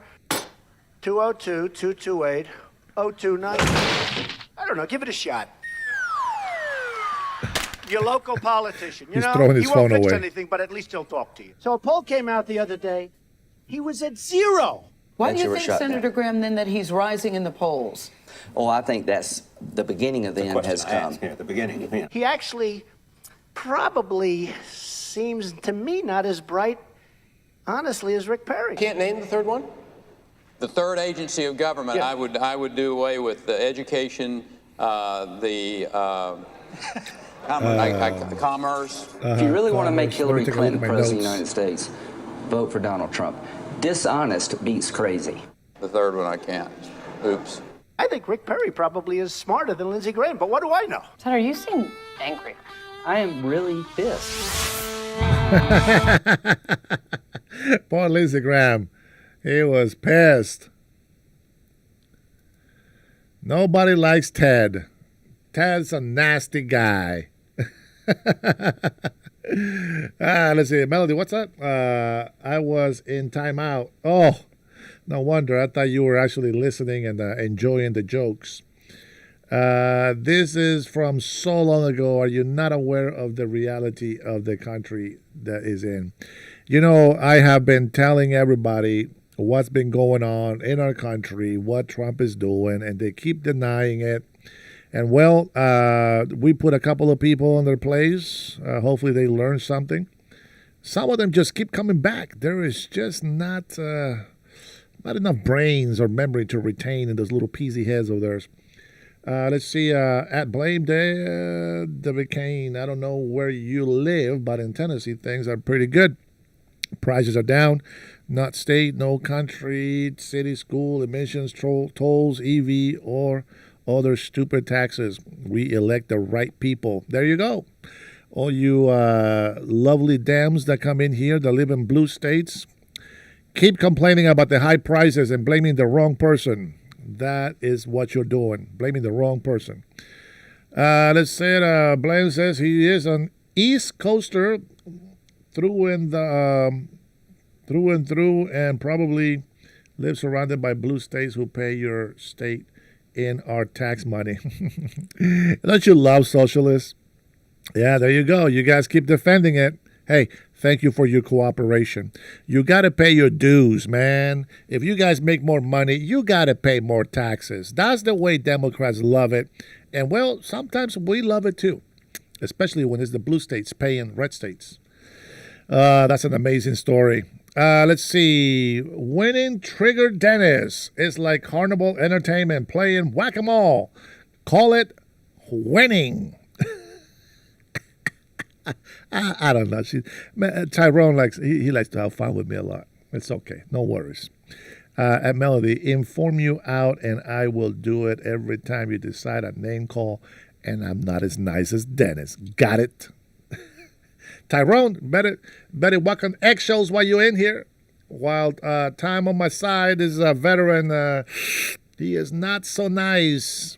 And he is the kind of veteran that says, I can't hear ya. Oh man! If you don't know where that's from, that's actually Matt Wayne, and it's actually one of his comic movies. All right, here we go. Lion. Nobody likes Ted, a nasty guy. He's just nasty.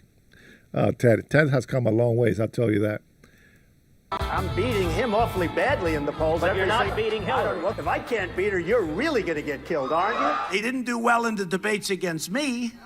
According to every poll, just great debater, except he lost in every single poll and every single debate. Headline, Trump way up, Cruz going down. They don't like the Wall Street Journal, they don't like NBC, but I like the poll. Just read an article that Cruz is working really hard to, I don't want to use the word bribe, but to bribe. On his financial disclosure form, he didn't even put that he's borrowed money from Citibank and from Goldman Sachs, which is a total violation. Then he pretends like, oh, I have nothing to do with the oil industry. I have nothing to do with the banking industry. For 40 years, you've been funding liberal Democratic politicians. And by the way, I funded you. The I reason funded him. You're welcome to have your check back. I funded this guy. You can take your check back. Values in New York City.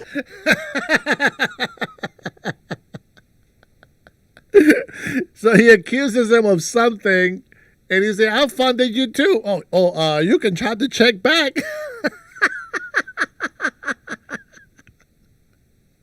Hey, you know what? At least he didn't deny that Trump funded him.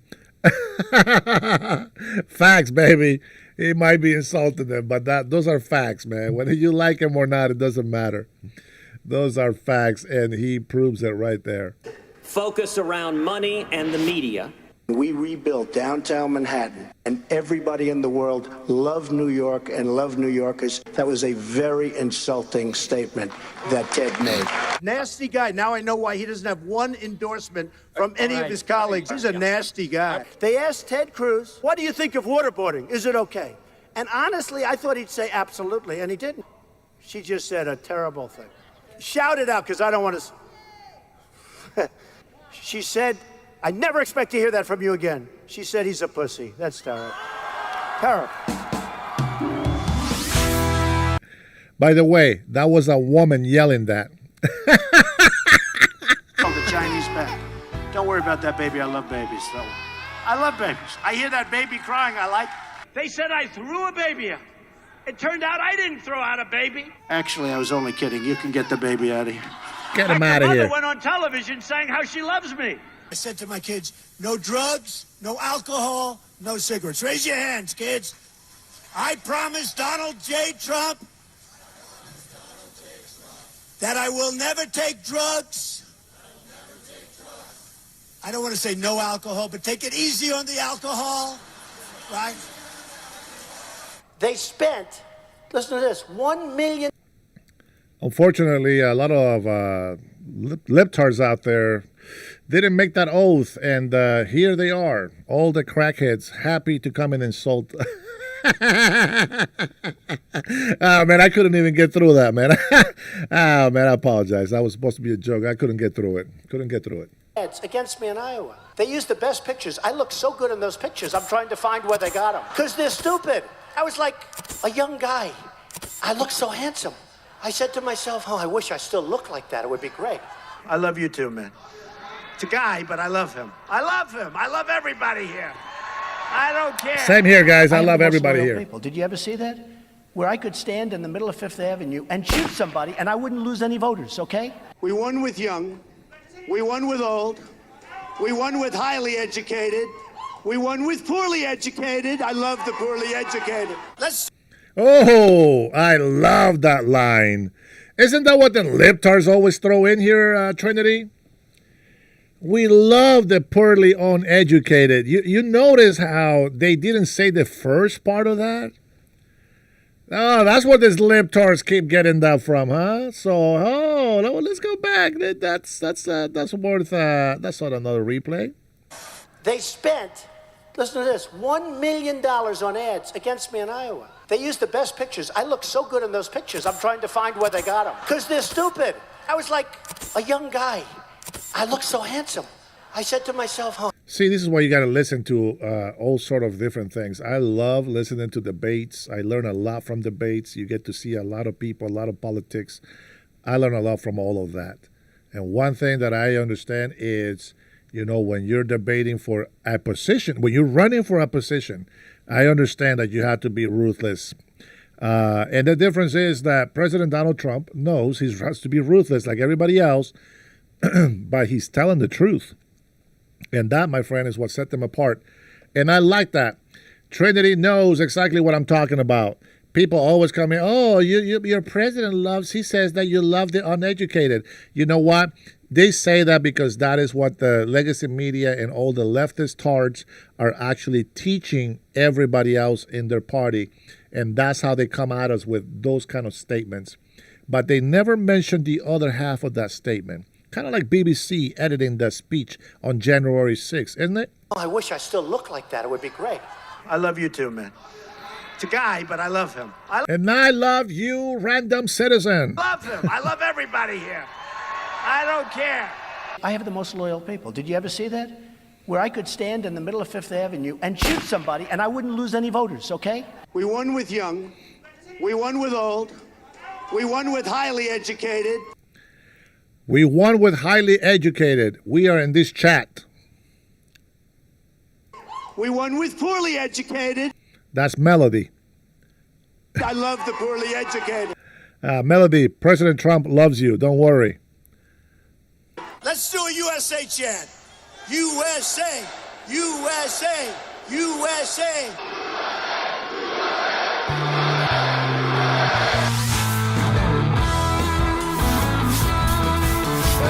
Down, down, down.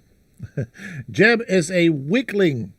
Weak. That's not what we need. We need somebody that's strong that can get things done. He's a weak person. Right. You can't have that. And we don't need a weak person being president of the United States, okay? Because that's what we'd get if it were Jeff. I called him a low-energy person, so now he wants to be a tough guy. Oh, Cheryl, I remember that. And I said that so many times when I started my channel here. And people kept saying, oh, Trump is a bully, blah, blah, blah. Well, all I heard was President Biden talking about taking people behind the gym and beating them up. President Biden has had the worst, most corrupted criminal career in his life. And he is the only one that I have seen. I'm sorry, but this is the only person that I have seen being racist during his career. And Democrats never decided to fire him. They kept him in office, whatever. You guys want to talk about racism, but you didn't do anything when it was Joe Biden being the racist. I find that very interesting. Jay Money's back. Time. The goalpost was pushed back a bit. Look, man, I don't think you read everything I sent, but it looks like maybe 200 miles. 1,900? There's thousands of miles, man. Who cares? Who's counting? The fact is, they're still building it, I believe. It's not finished.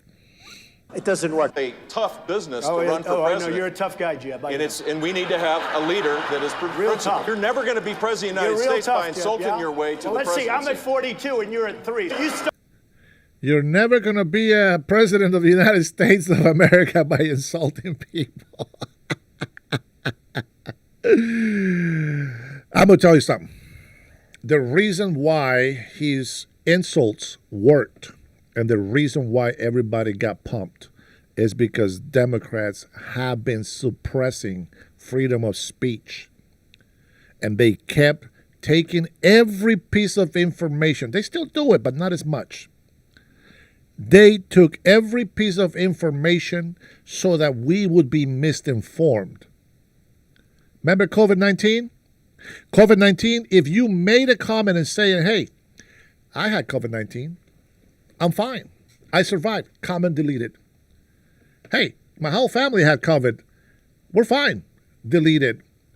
Hey, my person, he's 7 years old, very sick and weak, had COVID, survive. Deleted. Delete, delete, delete, delete. You remember that? People started to get so pissed off that they couldn't swear. They couldn't say anything because Facebook will block you. Twitter will block you. Anybody will block you if you say a bad word and blah, blah, blah. But yet Democrats were doing that left and right, even threatening people, insulting everybody. And I'm not just talking about you're dumb and slow or retarded. We're talking about racist comments. And they were able to do it, but we couldn't. It's like when you're hanging out with all these black folks that use the word, they keep saying nigga, nigga this. But the moment that somebody that is not black says it, oh my God, it's racist. Wait, what? That's your slang. That's what you say. That's what you use. If you think it's offensive, don't use it. You're forcing other people to hear this, and eventually they're going to say it. That's a problem. That is a big problem. So what happens? President Trump comes in here and starts calling names and going all crazy. And then everybody just said, yes, we want our freedom of speech back. And that's why he won. So eat your hearts out and enjoy the insults. Started off over here, Jeb. You're moving over further and further. Pretty soon you're going to be off the end. I said, Jeb, you're not going to be here much longer. You're pretty far down there, Jebba. You're not going to be here much longer, Jeb. You got to get tougher, Jeb. Simple fact is, if you think this is tough and you're not being treated this fairly, isn't tough and easy. Imagine what it's going to be like dealing with Putin or dealing with President Xi. Jeb Bush, who's a total stiff, by the way, a total stiff. Go ahead, Mr. Trump. So, little of your again, own medicine there. By the way, Trump talks like a New Yorker. That's his attitude. If you judge Donald Trump, you judge New York, because New Yorkers are known for this type of behavior, and yet you celebrated them getting Mondani in office. So quiet, piggy, quiet. I know you're trying to build Bush, up your energy, please. Jeb, but it's not working. Chest pump, guys. Boom. I thought he was very weak in the was debate. weak. He opened very badly. He closed very badly. You got Hillary Clinton to go to your wedding because you gave her money. He had a couple of sound bites that were given to him by his people. I got along with Clinton. I got along with everybody. Yeah. That was my job, to get along with people. But the I didn't simple want fact to. is- Excuse me.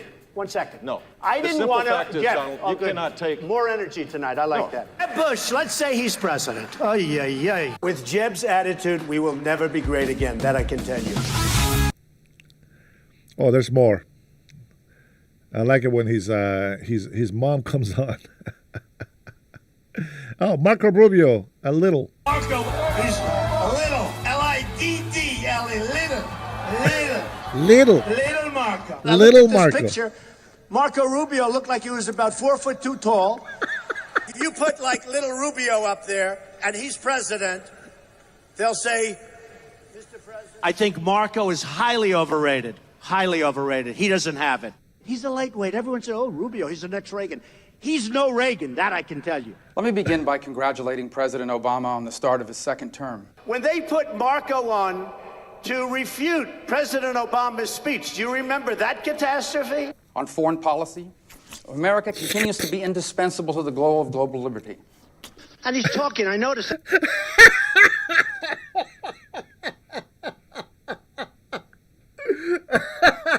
Oh my God. Rubio, why?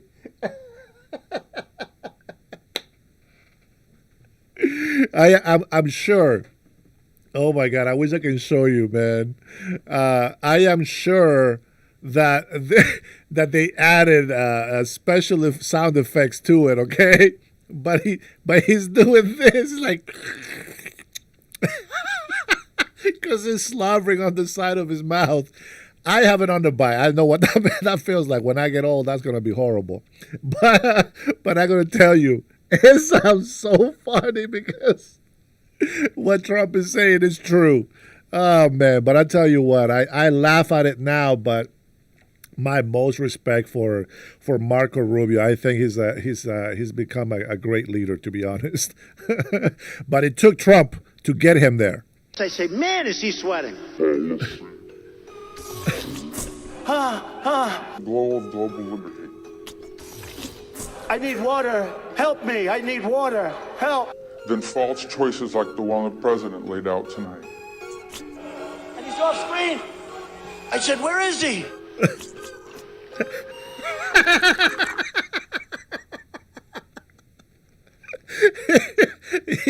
he went off screen because he had to reach down for a water, just like when I reach out for stuff and I leave off the screen. Oh my God, this is too funny.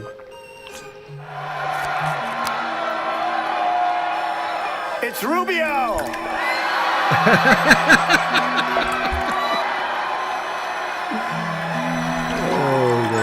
I'm just glad the water was nearby. I don't know what I would have done without it. Can you imagine Putin sitting there and waiting for the meeting, and this guy walks in and he's like a wreck? And he's soaking wet and sweating. Hello? Hello? Can I have some water? And Putin's sitting there. What the hell kind of stuff is this? This is not exactly a poker player, folks. You got to have Trump walk into that meeting, folks. We'll do very nicely. We're going to do very nicely. While it is not God's plan that I be president in 2016 or maybe ever, and while today my campaign is suspended, it is what it is. Life experience, my friends. Life experience. Some statements about you. I said, the Pope, what do I have to do with the Pope? A person who thinks only about building walls and not building bridges is not Christian. This is not in the gospel. For a religious leader to question a person's Oh, wait, this is Melody's God. There you go, Melody. faith is disgraceful. The Pope is hitting me just before the election in South Carolina. If and when the Vatican is attacked by ISIS, I can promise you that the Pope would have only wished and prayed that Donald Trump would have been president. Donald Trump, president. He did become the president. Time to go home to mommy, Jeb. Oh, my favorite. Just give up, just go home. Go home to mom. To help convince the voters, he brought a secret weapon here. I think you might want to say hello to somebody. Pay attention, libtards. Hello. Oh, how are you? Goodness. He's honest, dependable, loyal, relatively funny, good looking. Jeb had 17, now he's down to 2. Okay? After spending 100, wasting 100 million. His last ad, he uses his mother in the ad. His heart is big. When push comes to shove, people are going to realize Jeb has real solutions. Isn't that what any mother will say? Yeah, never bring your mother to this kind of stuff, guys. It doesn't look good. And most importantly, do not lie in front of the camera without making sure you got your story straight with your mom in private first. You're going to have to get out there yourself, Jeb. He's so polite. We brought him up that way. Weak, pathetic people. Low energy is a better term, right? Low energy. I don't advise him, but if I gave him advice, I would say, why don't you interrupt like the other people do? Really? Yes, I would say that. Jeb, your mother can't help you with ISIS. She can't help you with China. She can't help you with these people, Jeb. You got to do it yourself. Jeb is the nicest, wisest, most caring, loyal, disciplined. Tried the mother, who's a very nice lady, I'm sure. But he tried the mother. That didn't work out so good. Mrs. Bush, what do you think of Donald Trump? I'm sick of him. My mom finally told me that I was her favorite. Listen. No, I didn't. You mean of all the children? Yeah. And my mother finally told me I was her favorite. No, I didn't. Low energy Jeb. Oh, man. I do got to say, though, I do like Jeb. It is good to be nice, but nice people are not good to defend countries. I'm sorry. That's just not, it just doesn't work that way. When you're nice, you're a doormat, and countries take advantage of you as they did with other presidents. Not with Trump. He is a bully, and a bully cannot be bullied by another bullies. That's what I believe. I used to beat up bullies for a living. Well, not for a living, but I used to beat up bullies since I was in first grade all the way through my senior year, which is why I have a bad reputation of being a bad boy in school. But that's because I was always fighting to defend the other kids that were smaller than me. Yes, I've always been on the bigger side of the other kids. And so I know what it feels like, to want to fight for the weak. No. A woman came up to me. She said, I'm not sure that you're nice enough to be president. I said, you know what? This is not going to be an election based on a nice person. It's going to be based on a competent person. We're tired of the nice people. Tonight, I am suspending my campaign. Yeah. Please clap. Thank you, man. Boom, boom. Walker gone. This one gone. Bush gone. Low energy. Bush gone. All gone. Gone. Trump, pardon you. Google Magatars. Oh, Melody, what happened to your not insulting here? What's going on? It seems like you've been insulting quite a bit. What's going on, Eddie Cortez? Hey, no, man. Thank you guys for your support. I like having conversations with people. I will say, today I thought, I'm going to go ahead and let people just be free to say what they want on the chat. And then, instead of using that opportunity to just write down some facts, things that you believe, that you maybe want to address or etc. People just start calling names. I don't appreciate that. I don't care, but you're wasting my time. You're wasting my reading space that I have to read over here on the comments, and I don't appreciate that. So I only got through half of the story that I had today, but we've been on here for 4 hours. We only got, I don't even think we finished talking about Marjorie Taylor Greene because people started doing insults in here, and you know how it goes. William, good to have you, brother. Good to have you. I'd rather have all the libtards, now stop blocking people, guys. I'd rather have all the libtards leave the chat willingly. Stop blocking people. If they make a comment, let them so that they can prove my point of why they are being blocked. But when that happens, sometimes I like to unplug.